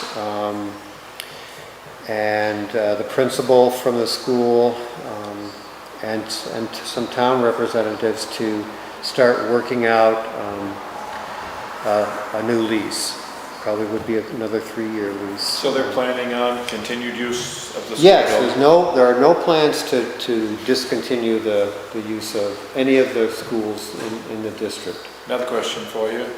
I'm not sure if I told you guys before, but obviously Larry Eldred is going to retire. I talked to Larry, Yeah. because there's another issue that I needed to talk to Larry about. But yeah, and let me finish this part now, because you're right, there is a concern there. So what I was thinking of that we could do for the town, I know when we were working on the lease before and working on the school roof, there were some people involved with that were pretty knowledgeable about what the lease should contain. And I'll mention names. Norman Etkin, Paul, you seem pretty knowledgeable.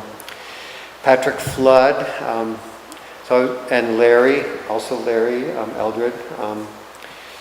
I think it would be good if we could form a little committee, maybe try to meet August, September, to come up with, well, what do we want to have, in the lease? And I'm thinking mostly of what are we going to be asking for a lease payment. Correct. Yeah.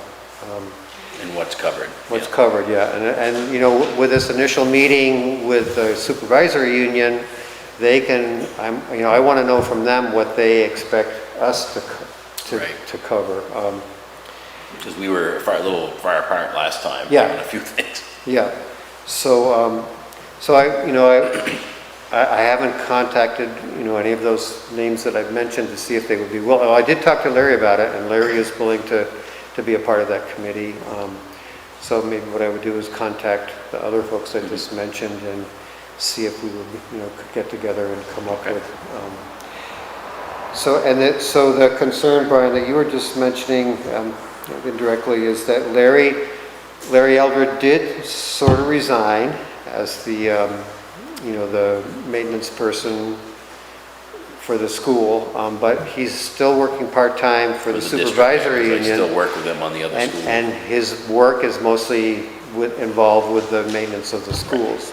He's still around. Yeah, so he's still doing that, but it's hard to say how long he'll do that. But one of the concerns that Brittany Curie had was with the water operating license for the school. That's a problem. Yeah. Well, that's our problem. Actually. That's our problem, yeah, and she made it pretty clear that that's the town's, the town. And Larry knows that backwards and forwards. He does, but he when he fully retires, Someone else has to be a water system operator. Person with a water operating license. Did he give up his water operating license? Because I know He hasn't given it up yet. So He hasn't given it up yet, and he's willing to still be Woodbury's, water operating licensee. But he suggests that the town look into, having a plan for when he, when he does stop doing it. and it could be, any moment that he decides that he's not gonna. He mentioned there are different companies that we could, we would basically contract for them to do that. He thought that would be the best. I would agree with him. Yeah. Because that way you're not depending on somebody who'll be in there and gone. Right, yeah, and it is pretty involved. There are many pretty strict responsibilities with consequences if they aren't met. It's actually daily maintenance on that, right? I don't know if it's daily I was maintenance, but thinking, there's, that's what he told me, you had to check those numbers, you had to test the water every day. That's what he told me. okay. He didn't mention that to me, Yeah, but that's what he there told is, me. you do have to kind of keep up with our requirements that are, There's a lot of paperwork. yeah, a lot of people, Yeah. so, I guess that's an issue that we should probably look into, We can talk Sorry, about sorry. that with the lease committee. yes, right. It's our problem. And Larry could. And I bet Larry has a recommendation.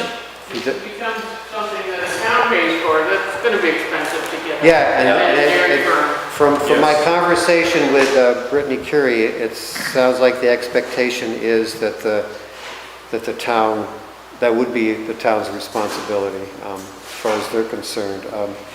Right at the moment, the other thing that, Of course, it's a lease, we can argue with her. right, yeah, we can, We that can don't be have to part of the capitulate. discussion.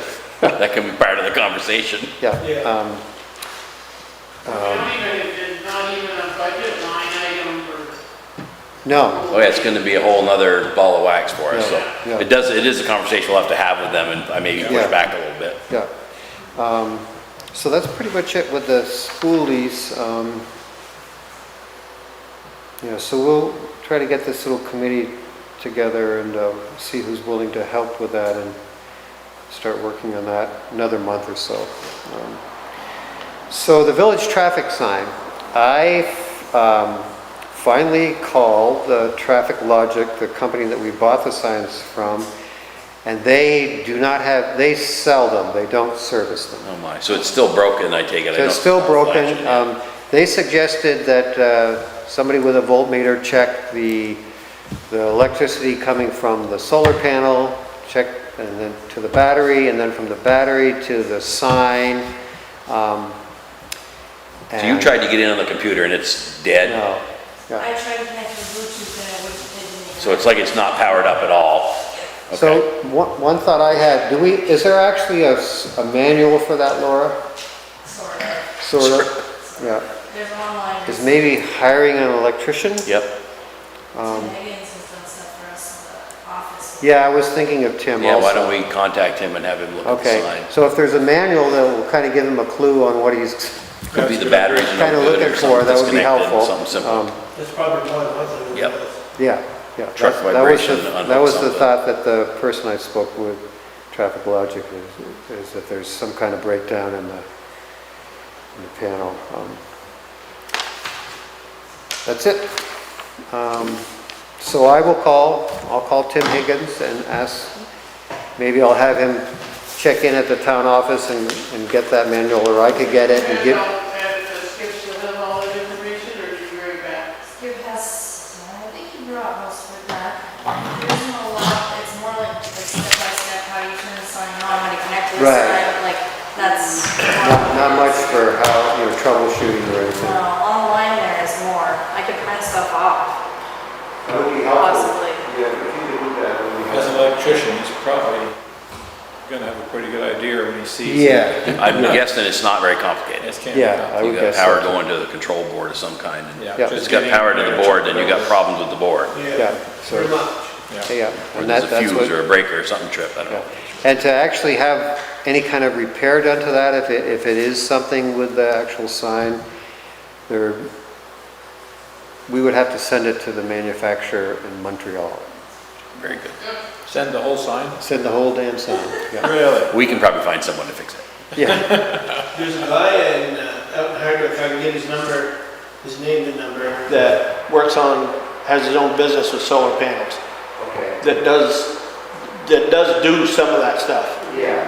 I bet Patrick has some contact people on. Yeah, no, I mean, the solar panel to the battery to the control board on the Should be able sign to are dope that pretty out. simple. If it's in the control board, then Then it's a you little may bit need more a new control board, complicated. but you just gotta figure out where to buy it. Yeah, sure, it would have The internet's a wonderful thing, you can buy almost anything. yeah. Yeah, okay, so Laura will get some more information and we'll see if Tim Higgins is willing to tackle the problem, and then we'll see what he finds out, I guess. Okay. Okay, that's it for our agenda. Anything else anybody would like to bring up? Motion to adjourn. Do I hear a motion to adjourn? just did. I just did. I'll second it, okay. All those in favor? Aye. Aye, okay, we're done. And what?